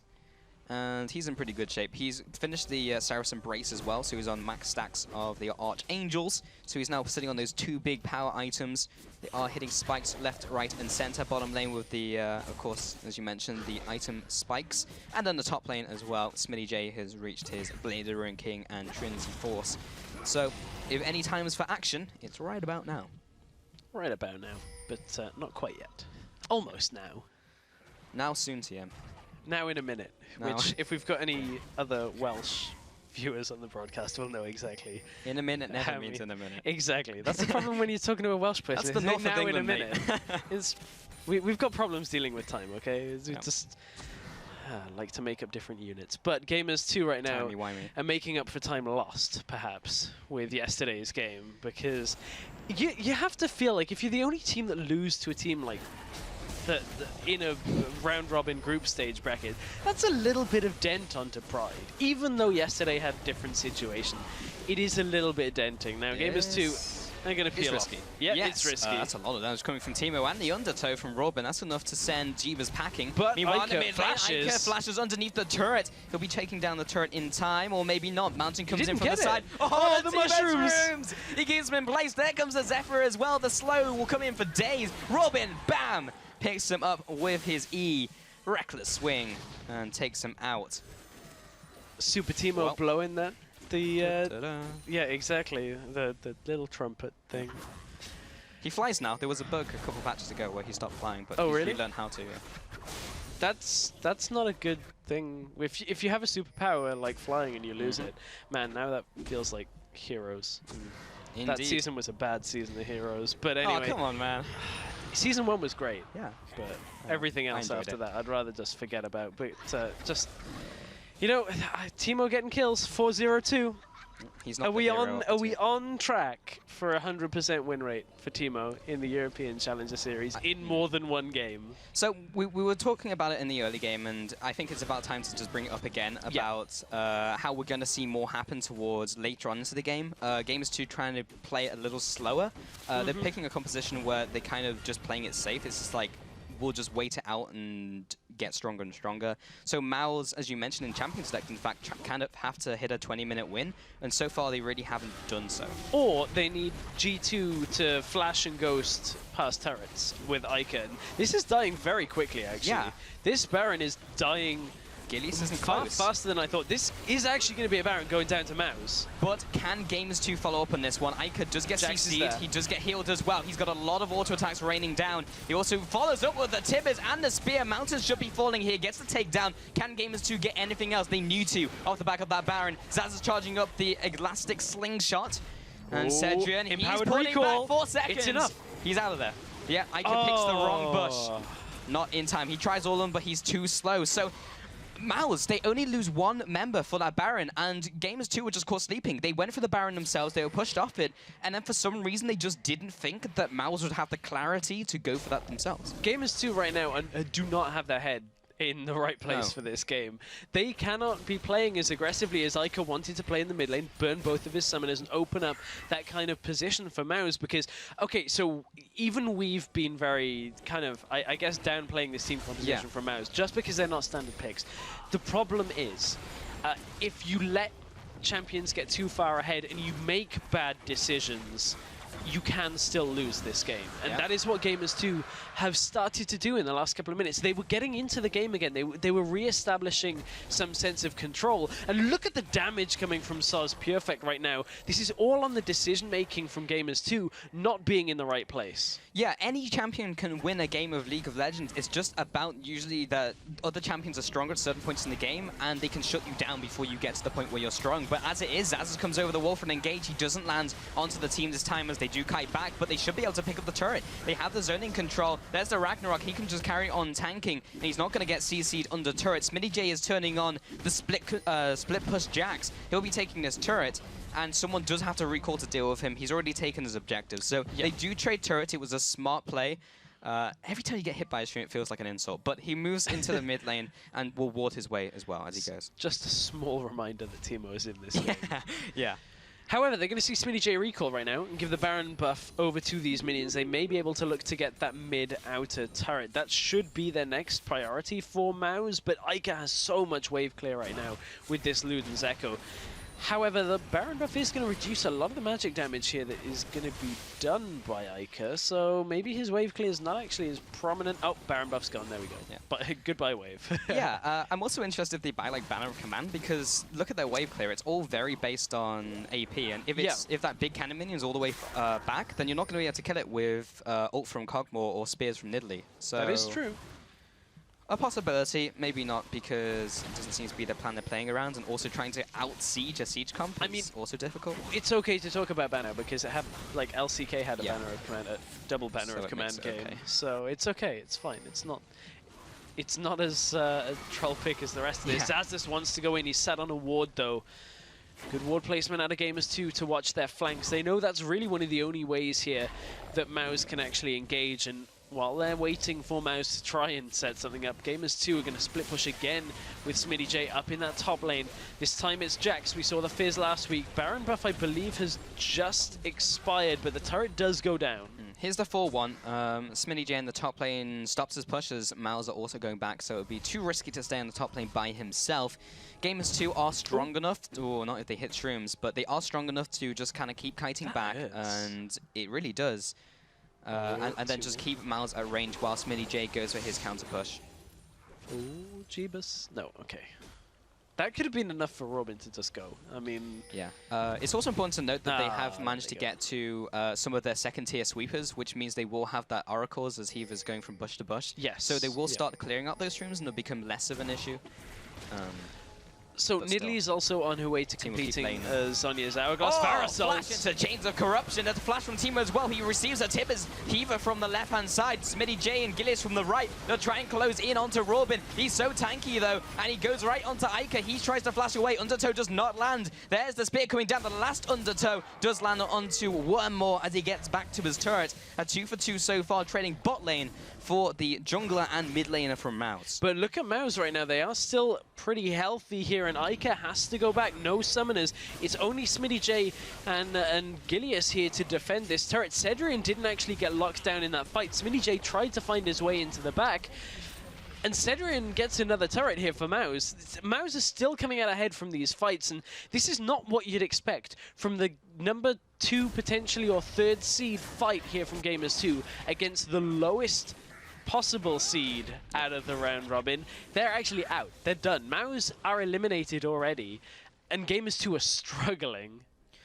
They are, indeed, and this, we've said it before, but this is very important for Gamers 2. This determines their seeding. If they win this game, they're in a much better shape because they take seed number 2, so they get to decide in their game up against Lowland Lions. And if they lose here, then Lowland Lions have that luxury, and we've seen how Lowland Lions have upset people before, so they don't want to give any extra advantage to the Lions that they possibly can. So yeah, they're not out of the game just yet. In fact, the gold is almost dead even. Only 800 gold advantage by Mouse. In fact, we're equal on turrets, we're equal on dragons.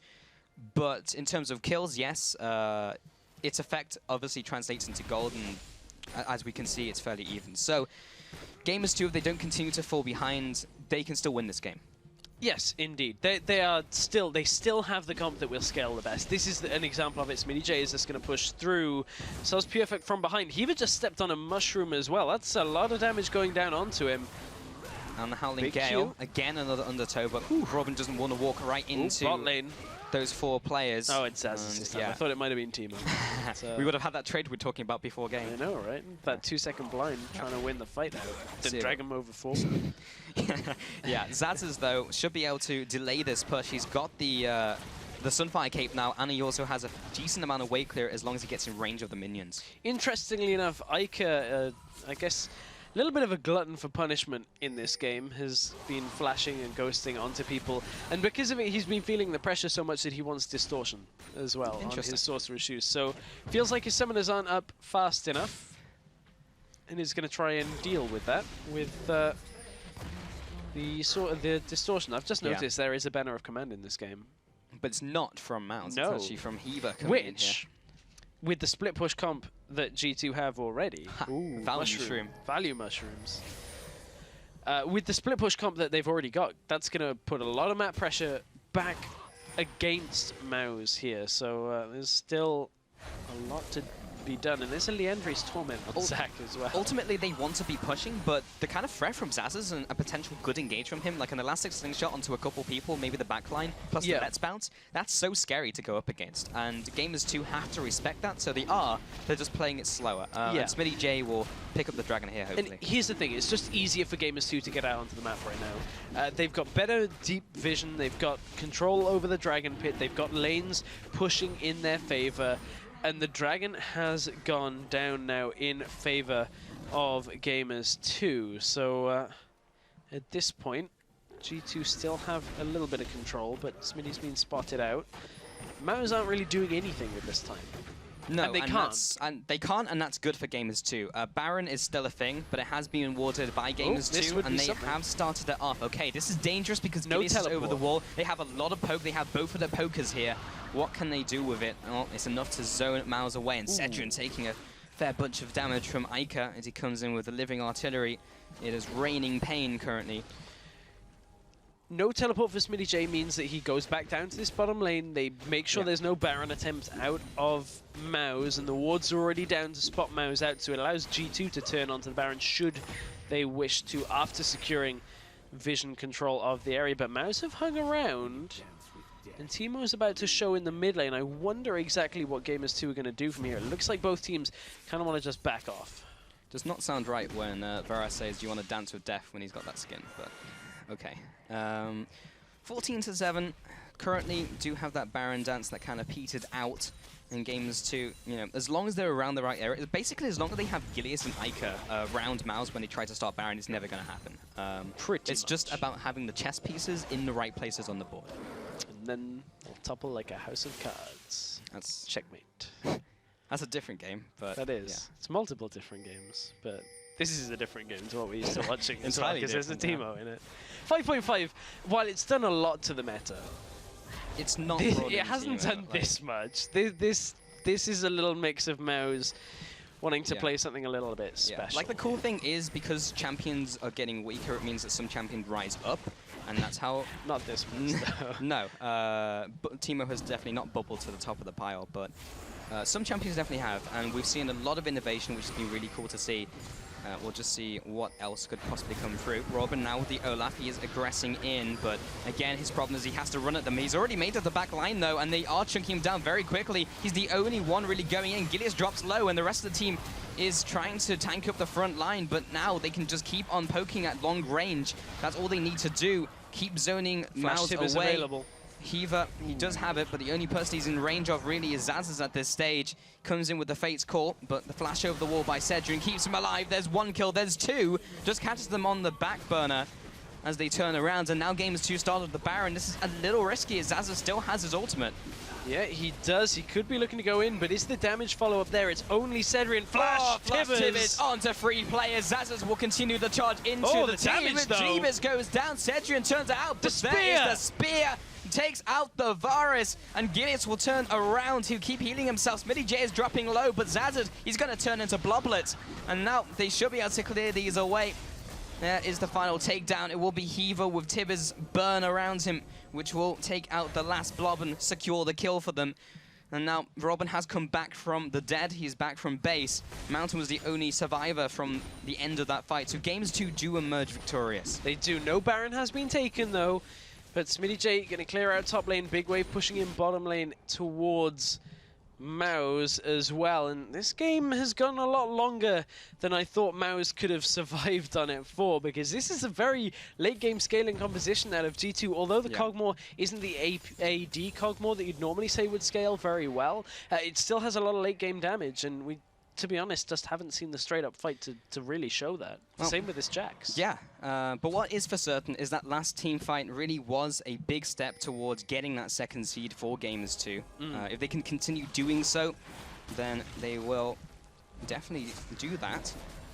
Mouse, though, they aren't putting up a fight, but are they starting to find the limitations of their picks? That's a good question. Are they? I thought they would have a long time ago. They proved us wrong so far, but I think now you reach a limit, and I think we're approaching that point. Yes. Yeah, I would completely agree with it. I mean, honestly, Gamers 2 right now would have to get caught out by something insane from Maus, just which I don't see happening from the Maus camp. Yes, Zazas is very tanky, but that's going to get shredded through very, very quickly. There's 2 Blade of the Rune Kings on the side of Gamers 2, so that tank is going to die in front of them very, very quickly. It just depends. I feel like if Gamers 2 try and do a dodgy Baron play, it could backfire and hurt them. They've got a great sieging composition, and they haven't tried to siege in 10 minutes. Yes. They've got a great 4-1 split push comp with this Banner of Command, so do it. There's no need to be sat around the Baron area. There's no need to get caught out. Yes, you've got a lot of damage, and you can show that off here, but your comp does something very different. Yeah, I still feel they're scared of the potential Robin and Zaz's combo if they do get onto the backline. We've seen it before. Oh, they caught Cedric. Much damage Robin can do by himself. Cedric has gotten caught. He doesn't manage to get tagged by the spear, though. Just return with his own piercing shot. But from this, they're getting nothing. Gamers 2 just used an engage tool and really just don't get anything from it because they're sitting around this Baron instead of using their composition. The Banner of Command is available again. We're into the point of the game where you're getting them every 2 waves, not every 3. Smitty J, he's trying to 2v1. There's the blind. Yeah, he uses the leap strike to get back to that ward. He's basically just trying to run away from this engagement. He is faster than the 2 of them. Move quick from Teemo will keep him in range, but of course he has no CC. He Oh, uses the heal heal as though. well to try and get in range, but again, jumps away to his minion The line. rest of Robin Mouse. and Mountain as well. There's the Zephyr, there's the knockup. He should go down. Oh, the damage from Teemo was enough even without the reckless swing. The value This is flash mistake Zephyr. after mistake by Gamers 2. And Gamers 2 don't even need to be doing this. They don't need to be around Baron and allowing Mouse these kind of engages. The smite's still available for Gilius, but where is he? He's closing in on the pit, and Jeebus can't approach because of these mushrooms. This is too much and he damage! gets caught as well. It's still ticking down. The Baron goes over to Mouse once again, the second Baron of the game. Smitty J's death timer was so incredibly long since he's all been farming this game, so he's level 18. It meant his death timer was around a minute, meaning it was 4v5 no matter how long Gamers 2 prolonged that. And they just lost another member. Jeebus goes down. A massive wave top lane here that is about to get buffed up with the Baron buff onto the minions. Look at the amount of triple cannon minion here. This is insane. Oh, Cedric, wow, okay, just gets choked. They need to call in Shieldios because they need to keep those cannon minions alive. Off the Krugs. He's going to be back in this fight in a sec. Yeah, he's got Bloodthirster plus Blades of Rune King. He went from 10% to 80% in a mere seconds. Now the rotation game is on from Mouse, so they look for the mid lane, look for an inhib turret maybe. Kalista still only coming up in 8 seconds. I can't believe this game is still going on. Yeah, but it is still later on to the game where Gamers 2 should be thriving. Zazas can't fight this alone. No, he The can't. rest He's of already Mouse used are his around. Leap Strike too. Dragon is up though at the same nice. time. Blue buff goes to Ica, that's really important because it allows them to siege if Gamers 2 were choosing to siege. Yeah, Mouse as well picking up their third dragon of the game. We've had 6 dragons total. Gamers 2 are not in position. They're not in the position to siege anymore. No. Because before they were, they had the opportunity. They had it for a good 10 minutes, and they just did not utilize it. Now they're on the back foot because of Baron buff. Dragon is also picked up as well now. So, yeah, Gamers 2, they need to wait out until they can start doing this again, and then they just need to take it with both hands and siege that seize that opportunity to siege. Oh, bottom lane, Sospi Effect might be caught. Here's the 1v1. Yeah, there's the flash, make it a 2v1 as Ica did come in as well. There's the last insult of Soz Pure Effect with the shroom that he placed down at the very end of that engagement, but it doesn't do all that much damage. It did have the Leandries, which is chunking down the extra health that Smitty J has picked up with his item build. He's now gone for a bit of magic resist, also with his Warmog's armor.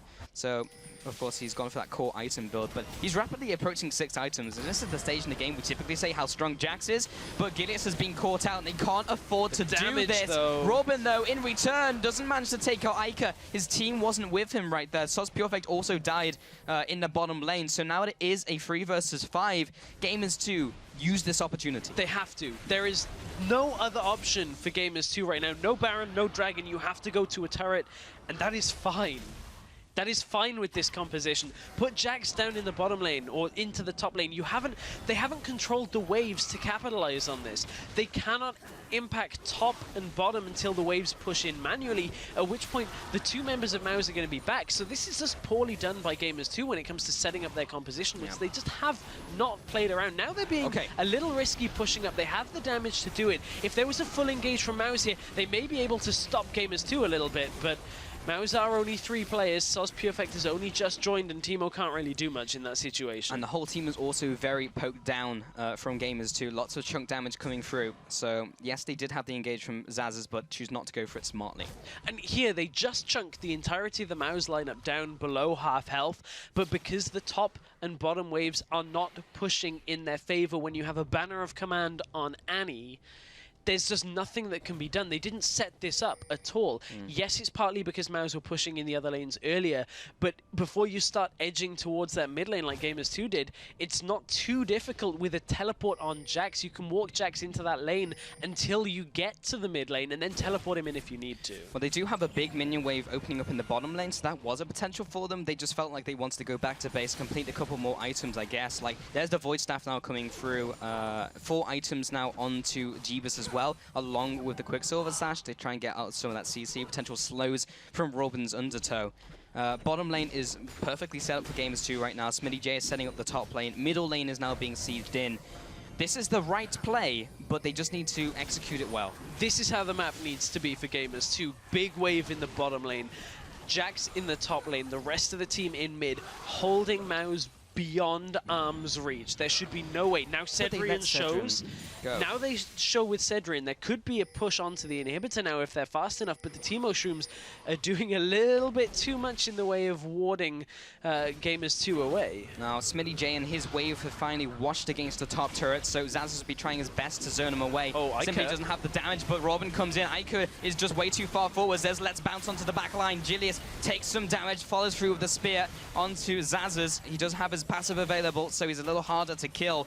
Lots of damage onto Gamers 2. Iker is fairly low, but they will try and continue the assault. Bot lane is pushing in. Someone has to deal with that. They are using this opportunity well. They're clearing out these Teemo Shrooms along with the wards. They're trying to take this middle inhibitor. They need to be so careful. They're being a little bit greedy here. Smitty J and Robin are going one-on-one. And once Counter-Strike is down, Olaf is going to be able to take this. Varus has managed to die in this to Cogmore. The mid lane fight has gone so much heavily in favor of Gamers 2 that they should be able to push in. Is moving in here. Just managed to zone them away with those auto attacks. Keeps up the assault. Middle inhibitor goes down, but they lost their big late game trump card. That is Smitty J on Jax. So they'll have to back away.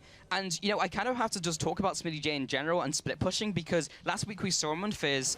We talked about the article by Glacial, but he was overextending multiple times. Like, he would go on the turret, he would die versus the Morgana.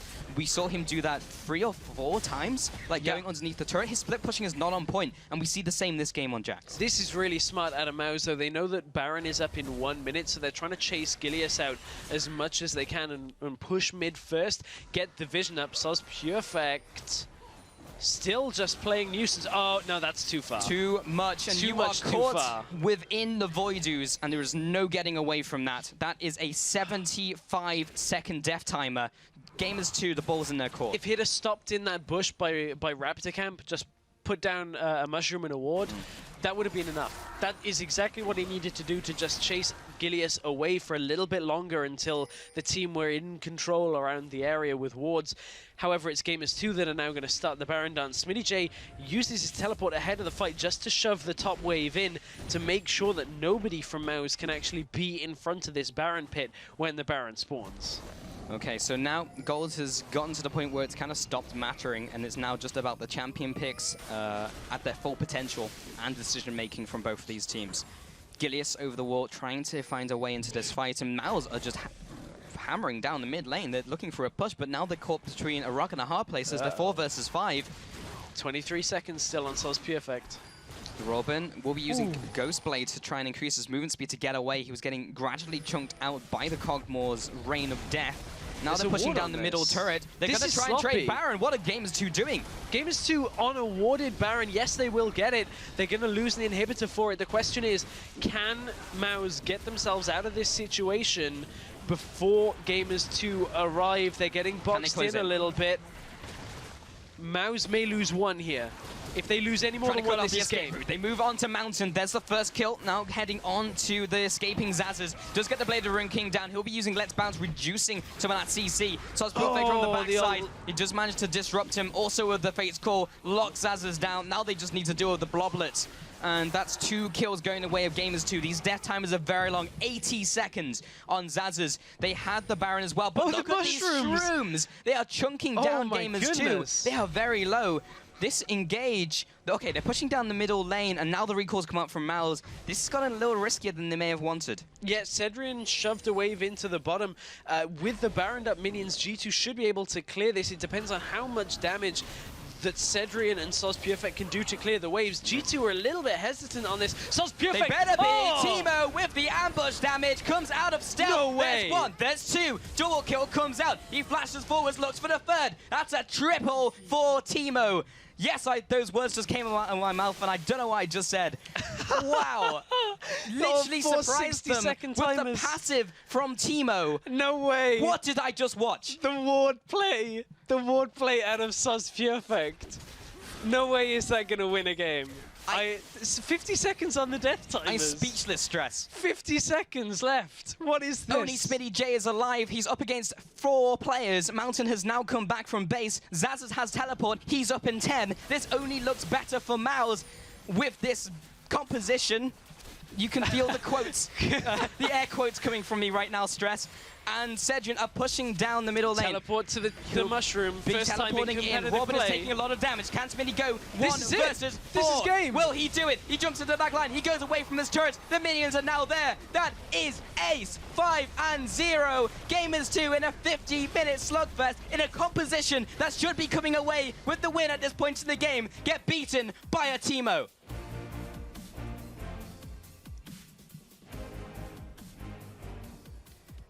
History in the making, ladies and gentlemen.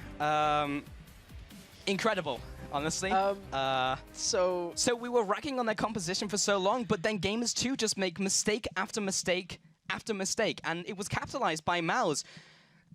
Honestly, had they played like that through the rest of the round robin, we could have a very different playoff picture here. So what we're saying is, if Mouse had picked Teemo 10 games in a row, they may actually have got to the playoffs. Maybe, Stress, maybe. It highlights a massive problem on the Gamers 2 side. Yeah.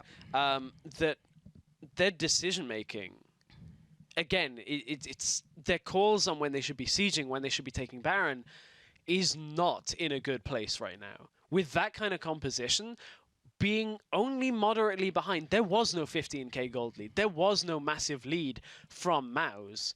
It was purely on the decision-making from Gamers 2, and Mouse capitalizing on it. Let's not take anything away from that. Mouse let Gamers 2 make the mistakes and then utilize that.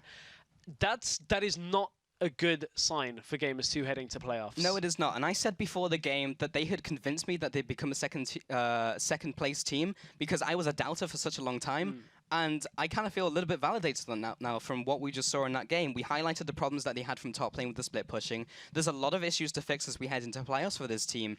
And they really should not have dropped that game. And you know, that from Mouse as well, they almost felt like they fixed a lot of the problems throughout the playoffs. And I almost feel like it's a bit of a mentality thing, right? When you're playing with literally nothing to lose, and we saw that in the previous week where, again, they were still eliminated, but this week they actually went with this quote-unquote troll composition, but they had the mentality that they had nothing to lose, so they just kind of played it how they would without any kind of doubt in their minds when they went for plays. And that's apparently what they needed. Yeah, I mean, they beyond had nothing left to lose because something that kind of would have affected the game in the sense that it's news that broke last couple of days ago. Mouse are making changes to their lineup, so that roster isn't actually the one that will be competing as Mouse going forward. So there was nothing to lose.